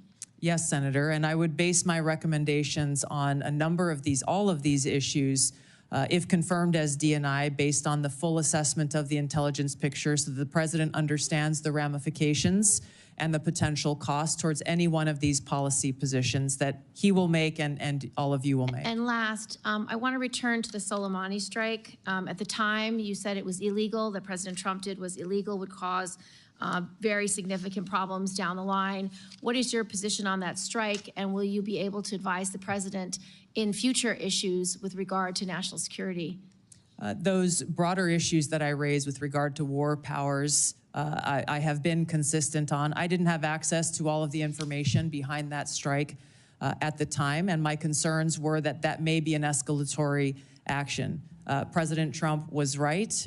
There was no escalation beyond that, and his policies towards Iran turned out to be very effective for our own national security. Thank you, Senator Gillibrand. Can I just, do you disagree with the president taking away the protection for those who are now being targeted in retaliation for the Soleimani strike, such as previous Secretary Pompeo? Senator, I can't answer that without being able to look at the intelligence assessment and the threat assessment for that or other decisions. Thank you, Senator Gillibrand. Senator Young. Tulsi, good to see you. We had a nice visit in the office. Thank you. Appreciate you being here today. It was clear from that visit in the office that we share a lot of concerns about ill-advised foreign regime change interventions, about the weaponization in certain instances of our domestic law enforcement and intel authorities. Let me talk about something, Edward Snowden, on which we may not agree. It's been recognized he fled overseas with the numbers 1.5 million classified documents. He shared them with the press. He absconded to China and Russia. Do you have any response to the bipartisan findings of the House Intel Committee, which stated that, quote, Snowden caused tremendous damage to national security, unquote, including to military, defense, and intelligence programs of great interest to America's adversaries? I'll give you an opportunity to respond, hopefully briefly. Thank you, Senator. As I've said before, Edward Snowden broke the law, and I do not agree with how he chose to release information and the extent of the information and intelligence that he released. It's my focus on the future, and I think we can all agree that we do not want to have another Snowden-type leak, and I've laid out specific actions, if confirmed as DNI, to do that. Okay. Well, it's notable you didn't say, yes, he clearly hurt in various ways our national security. The same House committee also reported that based on DOD assessments, should the Chinese or Russians access certain documents relating to DOD capabilities that we know Snowden stole, quote, American troops will be at greater risk in any future conflict, unquote. Do you have any reflection on this assessment? I would be very concerned about that. I have not had access to the information or intelligence that led to that assessment, but anything that puts our men and women in uniform unnecessarily at risk should be a grave concern. Yeah. I share that sentiment as a former Marine Corps intelligence officer. When we find that Americans, whether private citizens or contractors or uniformed personnel, have shared sensitive designs about military technology or plans to a foreign government, however well-intentioned, we rightfully throw the book at them. Snowden did just that, yet you have argued, and many times, that he should be pardoned. You introduced legislation, as has been discussed here. He's been able to publicly hide, as I see it, behind this facade of being a so-called whistleblower. But he likely endangered American lives through his actions. So as the leader of the intelligence community, how would you think you would be received based on some of these past actions to support or even to pardon Edward Snowden? Rank and file intelligence analysts and intelligence professionals. How do you think he'll be received? I'm grateful, Senator, to have received letters of endorsement and support from many current and former individuals who've worked within the intelligence community, those who've worked or are still working within our military, because I believe they trust that my goal, my sole goal and interest is in our nation's security and upholding our oath to the Constitution. And they trust that if confirmed as Director of National Intelligence, I will take the very specific steps that I have laid out in informing every single person within the intelligence community about the legal pathways they have to blow the whistle or to bring any concerns to the forefront, to include coming directly to members of Congress, to limit access so that we don't have people who are E3s or E4s or people in any situation taking it upon themselves to release classified information, giving them a direct line to me to once again make sure that we are all fulfilling our responsibility to ensure our national security and uphold our Constitution. Thank you. Tulsi, was Edward Snowden false to an obligation or false to a duty? I don't understand what you're saying. False? He had, yes. Did he betray a duty? But did he betray the trust of the American people? Which is, according to Merriam-Webster, that's the definition of a traitor. Edward Snowden broke the law, and he released this information in a way that he should not have. He also acknowledged and exposed information that was unconstitutional, which drove a lot of the reforms that this body has made over the years to make sure that Americans' constitutional rights are protected. For what it's worth, Mr. Snowden is watching these proceedings. He's posted on social media even, indicating that Tulsi Gabbard should indicate that I harmed national security. This may be the rare instance in which I agree with Mr. Snowden. I think it would befit you and be helpful to the way you are perceived by members of the intelligence community if you would at least acknowledge that the greatest whistleblower in American history, so-called, harmed national security by breaking the laws of the land around our intel authority. Thanks, Senator Young. Senator Kelly. Thank you, Mr. Chairman. Colonel Gabbard, I want to first say thank you for your service to this country. Likewise. In Congress and in the Army, and thank you for meeting with me a couple of weeks ago, and thank you for being here today. You're nominated to lead and coordinate across the intelligence community's numerous sources of collection and analytic capabilities. In a few sentences, can you describe how you make assessments and how you're going to sift through all this intelligence and make careful and thoughtful conclusions?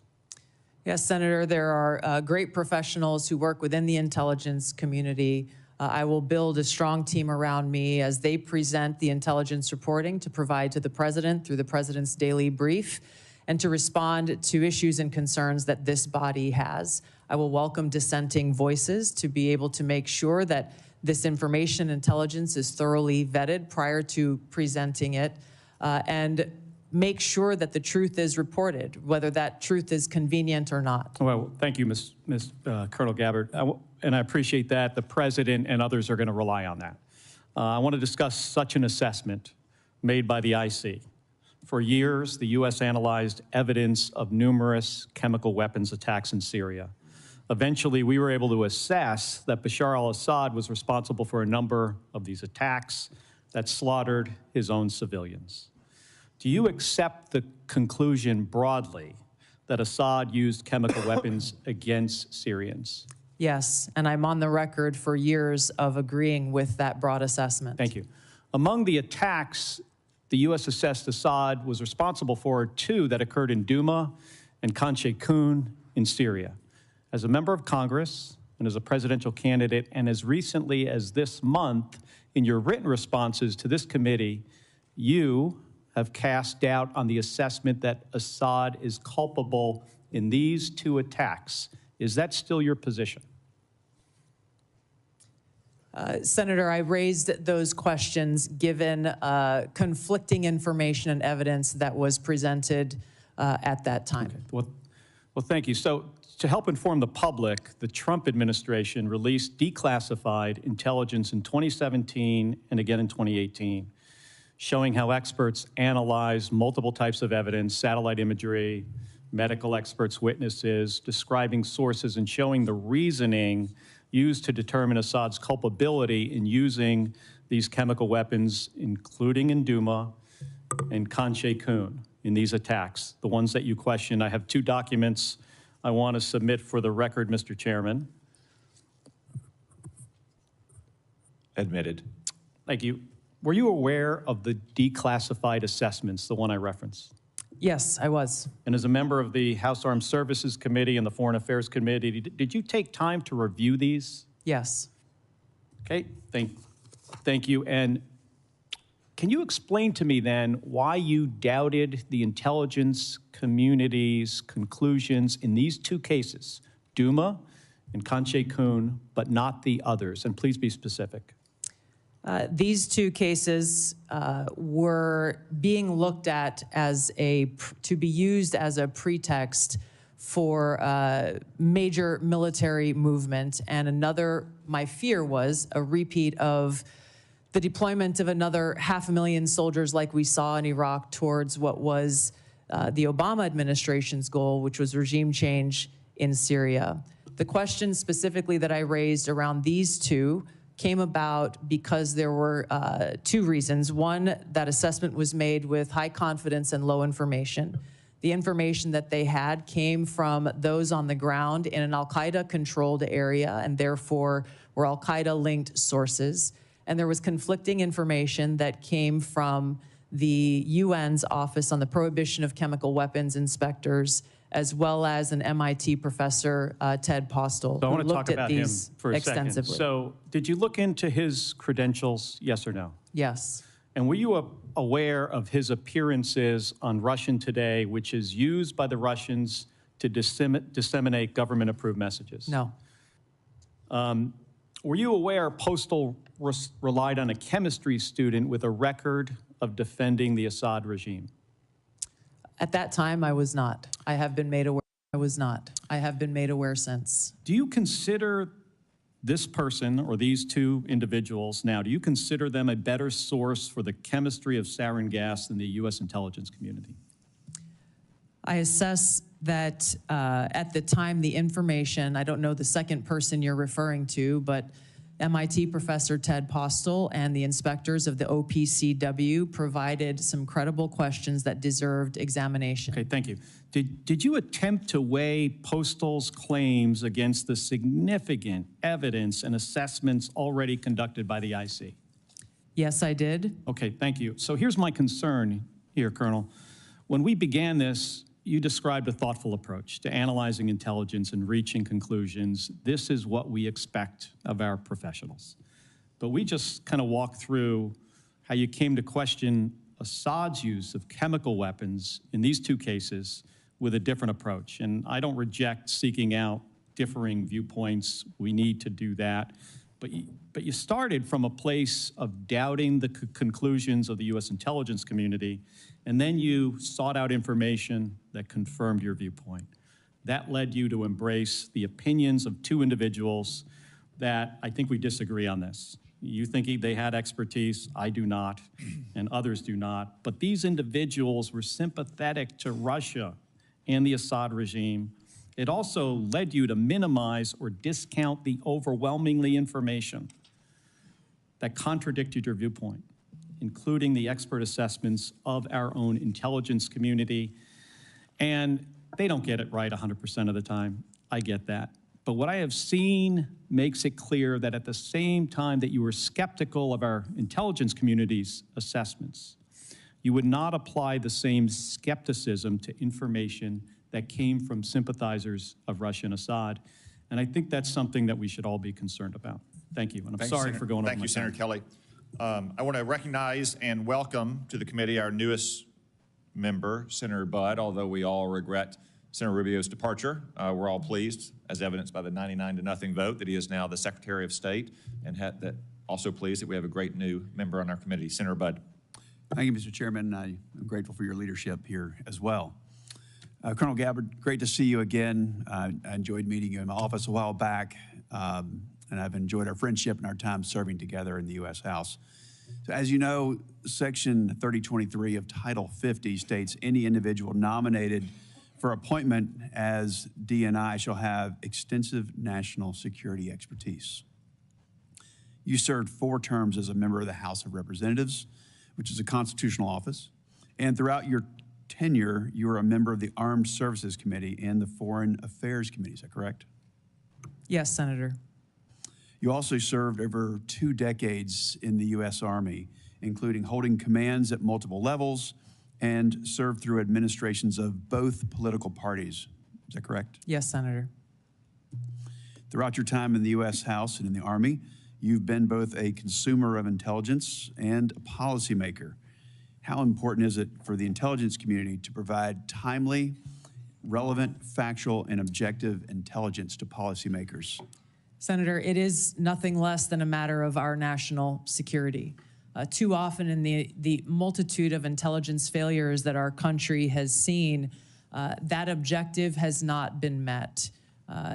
Now, CIA Director Ratcliffe talked about in his testimony before this committee how the CIA's own internal metrics have shown that analytic objectivity has gone down within that organization. This is the very kind of thing that I would seek to address if confirmed as Director of National Intelligence, is ensuring that politics, biases, or personal views are checked at the door. I would lead by example by doing it myself, and ensuring that that intelligence analysis and reporting meets the objective that the President and Congress requires, which is no politics, no personal abuses, and making sure that that objectivity in a timely, relevant fashion is brought to the president so that we can get ahead of problems in ensuring our national security rather than being caught on our heels and being forced to respond to them. Thank you for that. I think it's clear from your background and experience that you more than meet the statutory requirements for this position. I want to switch gears a little bit. There's been a lot of discussion today, and I think it's a necessary discussion about your position on 702, Section 702 of FISA. So I've personally had concerns, and I think we even talked about this when we served in the House together, and I actually voted against its reauthorization when I was in the House. However, I recently voted to reauthorize Section 702 with additional safeguards to end the politicization of the tool and to ensure privacy and civil liberties that they're protected.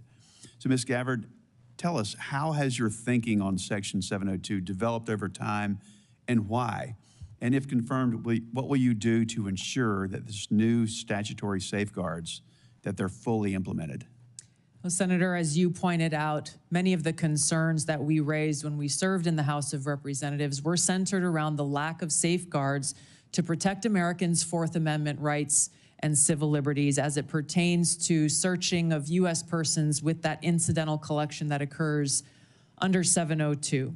You and I both know and agree that the national security capability that is provided by Section 702 that enables this foreign surveillance on non-U.S. persons overseas is critical, period. My commitment is to make sure that our national security tools are maintained to fulfill that requirement while also protecting Americans' Fourth Amendment rights and protection against unlawful search and seizure. There are a number of those reforms that you referenced, such as the prohibition of abouts collection, which we brought up when we served in the House, making sure that 100% of U.S. persons by the FBI on this incidental collection are reviewed by the Attorney General herself. There are a number of other reforms that I believe strengthen significantly those safeguards, a number of them that I had worked to try to bring into place when I was in the House of Representatives. I look forward, if confirmed as Director of National Intelligence, to overseeing and assessing the implementation of these reforms and reporting back to you as you begin to consider next year's reauthorization and meeting that mark of ensuring our security and upholding Americans' Fourth Amendment protections. Thank you. Switching gears a little bit, talk briefly, if you will, about the dual task of simultaneously protecting whistleblowers and protecting classified information. Senator, there are more than sufficient legally protected routes for whistleblowers to come forward should they have concerns on any actions occurring within the intelligence community. I've spoken about the additional protections that I personally will put in place if confirmed as Director of National Intelligence, understanding the seriousness of protecting our nation's secrets, and one that I hold personally.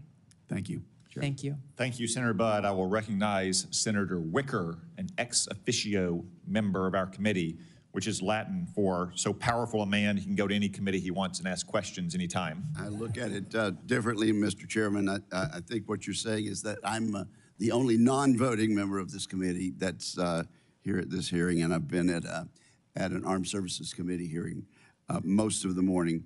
Let me ask about something that happened a long time ago and something about something that's happening right now. Colonel Gabbard, I was a member of the House of Representatives on 9/11, 2001. As a matter of fact, I was at the Pentagon that very morning when the attacks happened. Where were you when 9/11? We all remember where we were. Yes, I was in Hawaii. There was a 5 or 6 hour time difference. And so when I woke up that morning, it was several hours. And I remember the first thing I saw in waking up was that horrific footage of those airplanes attacking the Twin Towers in New York City. And I think you obviously have read a lot about it during the 24 plus years since that, and most Americans have. There's a general consensus that there was a massive intelligence failure that's caught us all by surprise, even though the World Trade Center had been attacked earlier. Do you think stovepiping was a problem in our intelligence failure. There's no question about it, Senator. Oh, okay. Well, based on your reading, okay. Could you elaborate just a little? Yes, absolutely, Senator. When we looked back at the post 9/11 reporting and the post assessments that were made, it was very clear that there was stovepiping of information and intelligence that occurred at many levels, at the highest but also at the lowest levels, where information that was collected by the FBI, information that was collected by the CIA was not being shared. There was almost ships passing in the night, where if there was an integration of those intelligence elements and information being shared, it is highly likely that that horrific attack could have been prevented. And that's the reason, really, your position was created. There's been some discussion this morning. I have not been able to listen in, but I understand there's been some discussion about reforming the Office of D&I to eliminate redundancy and increase effectiveness. Do you worry that in doing so, we might be getting back to the same problem that we had in 2001? The problem that we had in 2001, Senator, remains at the forefront of my mind. And as you said, this is exactly why the ODNI was created. Given my limited vantage point not being in this seat, I am concerned that there are still problems with stovepiping that need to be addressed. And in some cases, my concern would be that unnecessary bureaucratic layers may be contributing to that problem. This is where coming in and being able to really take a fresh look, given my experience and my background, will be essential to making sure that the ODNI is accomplishing the reason why it was created in the first place. Okay, and I have a lot of suggestions about how to make the Department of Defense more efficient also. I would simply caution you before I move on to my other quick question, that as we are trying to eliminate overlaps, that we avoid getting back to the thing that created your agency to start with. Now, let me just ask about anomalous health incidents. I know you're not in the intelligence community yet, but having read, as most of us have, about these Havana syndrome incidents, what is your understanding of that now, and what are your plans? Yeah, Senator, thank you for this question. It's been deeply concerning throughout this period, from the first time this was discovered so long ago to where we are today, that the intelligence community still has failed to identify the source and the cause for Havana syndrome, as it's commonly known, even as many people who are in service are suffering the consequences of it. I look forward, if confirmed as Director of National Intelligence, to addressing this, of course, making sure that those who have been impacted are getting the care that they need and deserve, but getting to the truth behind how and why this has occurred. Are you saying that we're not any closer to understanding where these came from? Based on my understanding, there has not been any definitive reporting from the intelligence community on the source and the cause for these anomalous health incidents. Okay, well, perhaps you'd like to, I could follow up on the record. I'd look forward to that. I think there's some more public information that is recent about that. Thank you, ma'am. Appreciate it. Thank you, Senator. Senator Wicker. As I acknowledged at the outset, it is the custom of this committee to allow a follow-up question for senators who remain present at the end of the regular 5-minute round of questions. I remember everyone, this is a follow-up question, not a 5-minute round. We will have Ms. Gabbard in a closed session where each of us will have yet another 5-minute round of questioning. Is there any senator who wishes to be recognized for a follow-up question? Senator Wyden. Thank you very much. Ms. Gabbard, there was an area that I believe is still uncertain, and this is what my question's about. Earlier this week, the Trump administration illegally attempted to withhold federal funds from a broad range of organizations. I'm interested in knowing what you would do if President Trump told you to withhold congressionally approved funds from the Intelligence Community Inspector General. So my question is, if President Trump orders you to withhold appropriated funds from the Inspector General, will you refuse that illegal order? I don't believe for a second President Trump would ask me to do something that would break the law. That's not what I'm asking. I'm asking if you are asked about an illegal order, what will you do? You can say, oh, it'll never happen. What will you do if you're dealing with an illegal order? My commitment has been and will be, if confirmed as Director of National Intelligence, to comply with the law. Are there, Senator Wyden, you've actually asked two questions already, Senator I'm not Wyden. asking a question. You've asked two questions. I said there's one question allowed. Are there other senators who would like a follow-up question? Senator King. I'd like to follow up on my line of questioning about Edward Snowden and understand how you analyzed the facts leading up to your 2020 bill providing him with a pardon. There was the House committee report, which granted was redacted, but under the heading, what damage did it cause, were 5.5 pages of redacted material. I would have thought that would raise a question in your mind. Secondly, Edward Snowden, there are about 20 countries that don't have extradition treaties with the U.S. He chose to go to Russia, become a Russian citizen. Given that information, how did you decide to introduce a bill providing him with a pardon? Introducing a bill in the United States Congress is not the same as a tweet or a commentary on a podcast. I'm concerned about your apparent lack of interest in the scope of Edward Snowden's traitorous activities. Senator, I've answered some version of this question many times in this hearing already.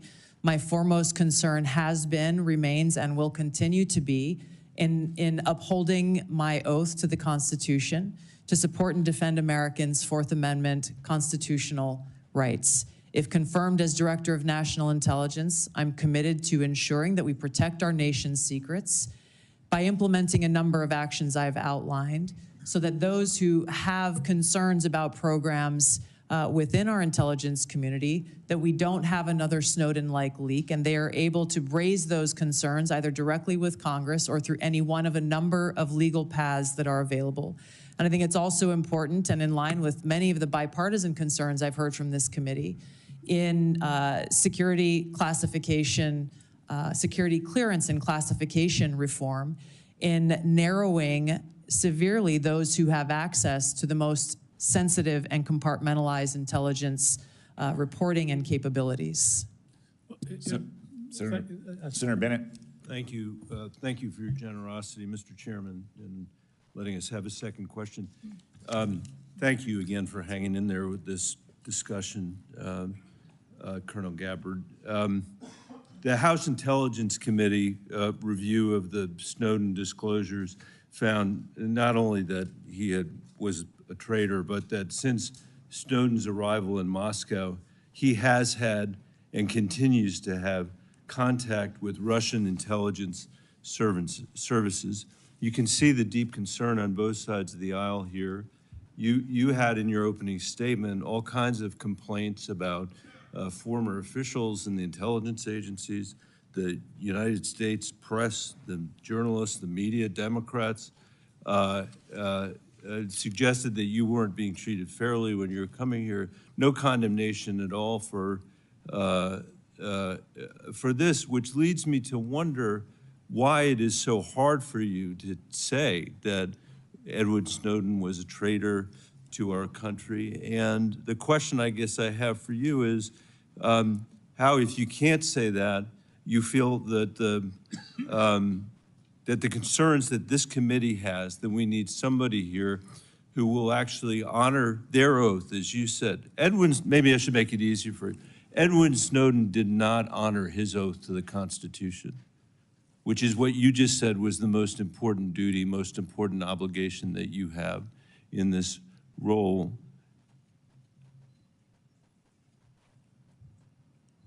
Why is he being treated like a folk hero by you instead of the traitor that he was?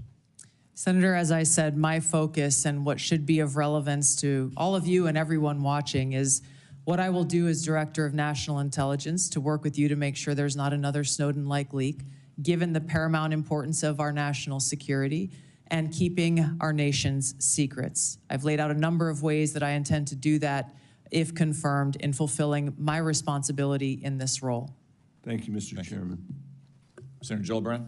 Thank you, Mr. Chairman. I just wanted to continue along with regard to China because it's such an important part of your portfolio. And I know on armed services, you've had hearings over the last 15 years about their architecture and how they're building up space capabilities, sea capabilities, Air Force capabilities, every type of capability they possibly could. And that aligned with their malign foreign influence and with their ambition with regard to Taiwan. It just creates a very dangerous scenario and concerning one. And so I wanted to ask you about Japan because recently, about a year and a half ago, 13 months ago, you said that you didn't think it was wise to allow Japan to build up their own defense architecture. And you thought it was short-sighted. Can you speak a little bit about that? Because our alliance with Japan is so important in our ability to defend against malign activities of China, not only geographically, but because for the last 50 years, they've been close allies, allies that we rely on. We share intelligence, we share operations. They are a great ally. So what was your concern about? And have you had any views that have shifted in that regard? Yeah, thank you for the question, Senator. I agree. Japan has been a strong ally of the United States in a different capacity as a member of the Hawaii National Guard. I've gone and conducted training missions in Japan with the Japanese Self-Defense Force. Their forces and their constitution has been primarily focused on self-defense. The concerns that I had raised previously had to do with really looking at the bigger picture of the context of the history with Japan and China and recognizing the implications of how this kind of shift from a self-defense posture that Japan has had constitutionally to a more offensive posture could result in escalation. And given the history, we need to acknowledge what the ramifications could be to our own security interests. And that's something that I am looking forward to being able to provide to all of you and to the President, if confirmed as Director of National Intelligence, is that in-depth analysis and assessment so that various policies or actions that you all or the President are considering are fully thought through given that broader context of nuance of history and the complexities that exist within the Asia-Pacific region. Having grown up there, I'm very familiar with. But you do Thank you, Senator Gillibrand. Okay. Senator Kelly. Thank you, Mr. Chairman. Colonel Gabbard, when Russia was denying Assad's use of chemical weapons, they accused the U.S. of supporting terrorists. This is a line that Putin used frequently during the Syrian civil war as he supported Assad. Syrian officials made similar comments. They did it repeatedly. They did it in public. They did it at the United Nations.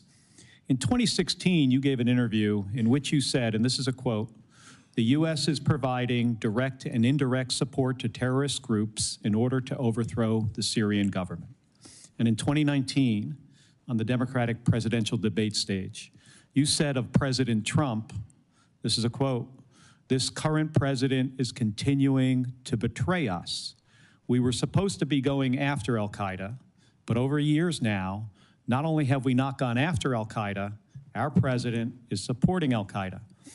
So I'm interested to hear, what was your goal in saying these things? And did you consider, before saying them, the motives of Iran and Russia, what their motives might have been before making these claims? Senator, as someone who enlisted in the military specifically because of al-Qaeda's terrorist attack on 9/11 and committing myself and my life to doing what I could to defeat these terrorists, it was shocking and a betrayal to me and every person who was killed on 9/11, their families and my brothers and sisters in uniform. When, as a member of Congress, I learned about President Obama's dual programs that he had begun really to overthrow the regime of Syria and being willing to, through the CIA's timber sycamore program that has now been made public of working with and arming and equipping al-Qaeda in an effort to overthrow that regime, starting yet another regime change war in the Middle East. DoD train and equip program, again, begun under President Obama, is widely been known, looked at, and studied, that ultimately resulted in over $500 million being used to train who they called moderate rebels, but were actually fighters working with and aligned with al-Qaeda's affiliate on the ground in Syria, all to move forward with their regime change and not acknowledging what was obvious at the time and what has unfortunately borne true, which was that a regime change war in Syria, much like the regime change wars in Iraq, the toppling of Gaddafi and Mubarak, while these are all dictators, would likely result in the rise of Islamist extremists like al-Qaeda taking power. I shed no tears for the fall of the Assad regime, but today we have an Islamist extremist who is now in charge of Syria, as I said, who danced on the streets to celebrate the 9/11 attack, who ruled over Idlib with an Islamist extremist governance, and who has already begun to persecute and kill and arrest religious minorities like Christians in Syria. I understand. Why that should be acceptable to anyone is beyond me. It shouldn't is be. certainly and not I understand, in our and interests. I appreciate your answer, and thank you. My concern has to do with the tendency to repeat Russian and Syrian, and even in some cases, I think we'll get into in the closed session, Iranian information, and to discount what comes from our intelligence community. Senator, every American deserves to know that people in our own government were providing support to our sworn enemy, al-Qaeda. That should not be acceptable by anyone. Thank you, Senator Kelly. Ms. Gabbard. In conclusion, Senator Warner. Yeah, thank you, Mr. Chairman. You know, one of the things I love about this committee, and I know folks who are here for Ms. Gabbard may not fully realize, but this has always been a bipartisan committee. And you know, my friend Richard Burr, who said we always kind of followed the truth. One of the things I was always proud of in the very challenging Russia investigation was, you know, people would come in, they didn't know whether the staffer was a Democrat or Republican, because we were all looking out for the same thing. Ms. Gabbard, I support and commend you for your service. But we have heard this morning taking some individuals' advice on chemical attacks, not taking American intelligence community that, as we subsequently discovered, had iffy ties, not enough due diligence. We've heard this morning on your trip to Lebanon that you weren't fully aware that the folks who originally paid for the trip had these relations and ties to the Syrian party. I know I've asked you, and I understand on the trip that you said you met with Shia religious figures and you didn't know who were there, who they were. I can understand that, although I can't imagine Shia religious figures that in the Bekaa Valley that didn't have ties to Hezbollah. And we can have a difference of opinion on TikTok. The chairman and I feel very strongly that it is a national security threat. On 702, I'm candidly confused. I thought you answered Senator Wyden, you're in favor of a warrant. Senator Cornyn, I'm thought you backed off of that. And then on Edward Snowden, you won't back off of Brave. You won't back off of your legislation. You won't call him a traitor. And I think, again, about this is being watched by our allies around the world. I think even RT's been tweeting about it today, blasting me. And the men and women of the intelligence community. I don't know how they're going to have confidence that if under your leadership, if somebody else stepped out, that you wouldn't take the same position that you've not walked away from on Mr. Snowden. So I guess my last question, and this was one I think was in some of the press, and I believe you and your husband took a trip to Rome last summer. And you know, I'm not talking about the conference. I think you didn't ask who paid for the trip. I just want to get this off the record right now. Not if you and your husband reimbursed, but did you pay for the trip in the outset, or There was who a made the booking? nonprofit organization that was coordinating with the Vatican to set up this meeting that was centered around peace and security interests in the Western Hemisphere. I'm not going to go into that I paid just for want the to trip. just make sure. So you didn't understand your trip was paid for by a gentleman named Pierre Louvarier and the Clementi Foundation? The nonprofit, my understanding, was paid for the trip. Mr. Louvarier has enormous ties to Konstantin Malovov. I'm mispronouncing his name, but who is somebody that America has sanctioned. I imagine we can get into this in the classified hearing, but again, the due diligence that's required before you take these trips or make these assumptions is something that I find very troubling. Thank you, Mr. Chairman. Thank you, Senator Warner. I would also note that that same New York Times story reported that there's no indication that Ms. Gabbard did anything wrong on that trip. Ms. Gabbard, thank you for your time and for your testimony. Thank you, most importantly, for your service to our nation. As I said at the outset, it's no secret that this nomination has generated more attention and interest than most nominees before this committee.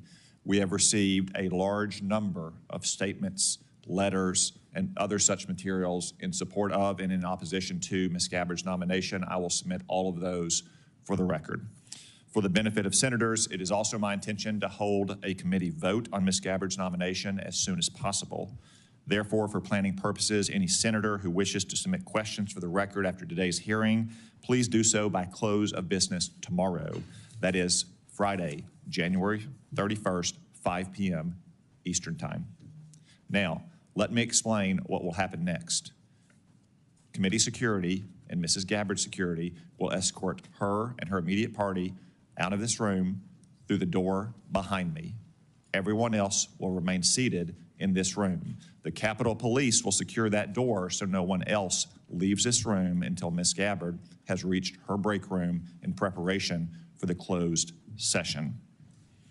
We will convene in that closed session in approximately 30 minutes at 1:10 p.m. This open session is adjourned.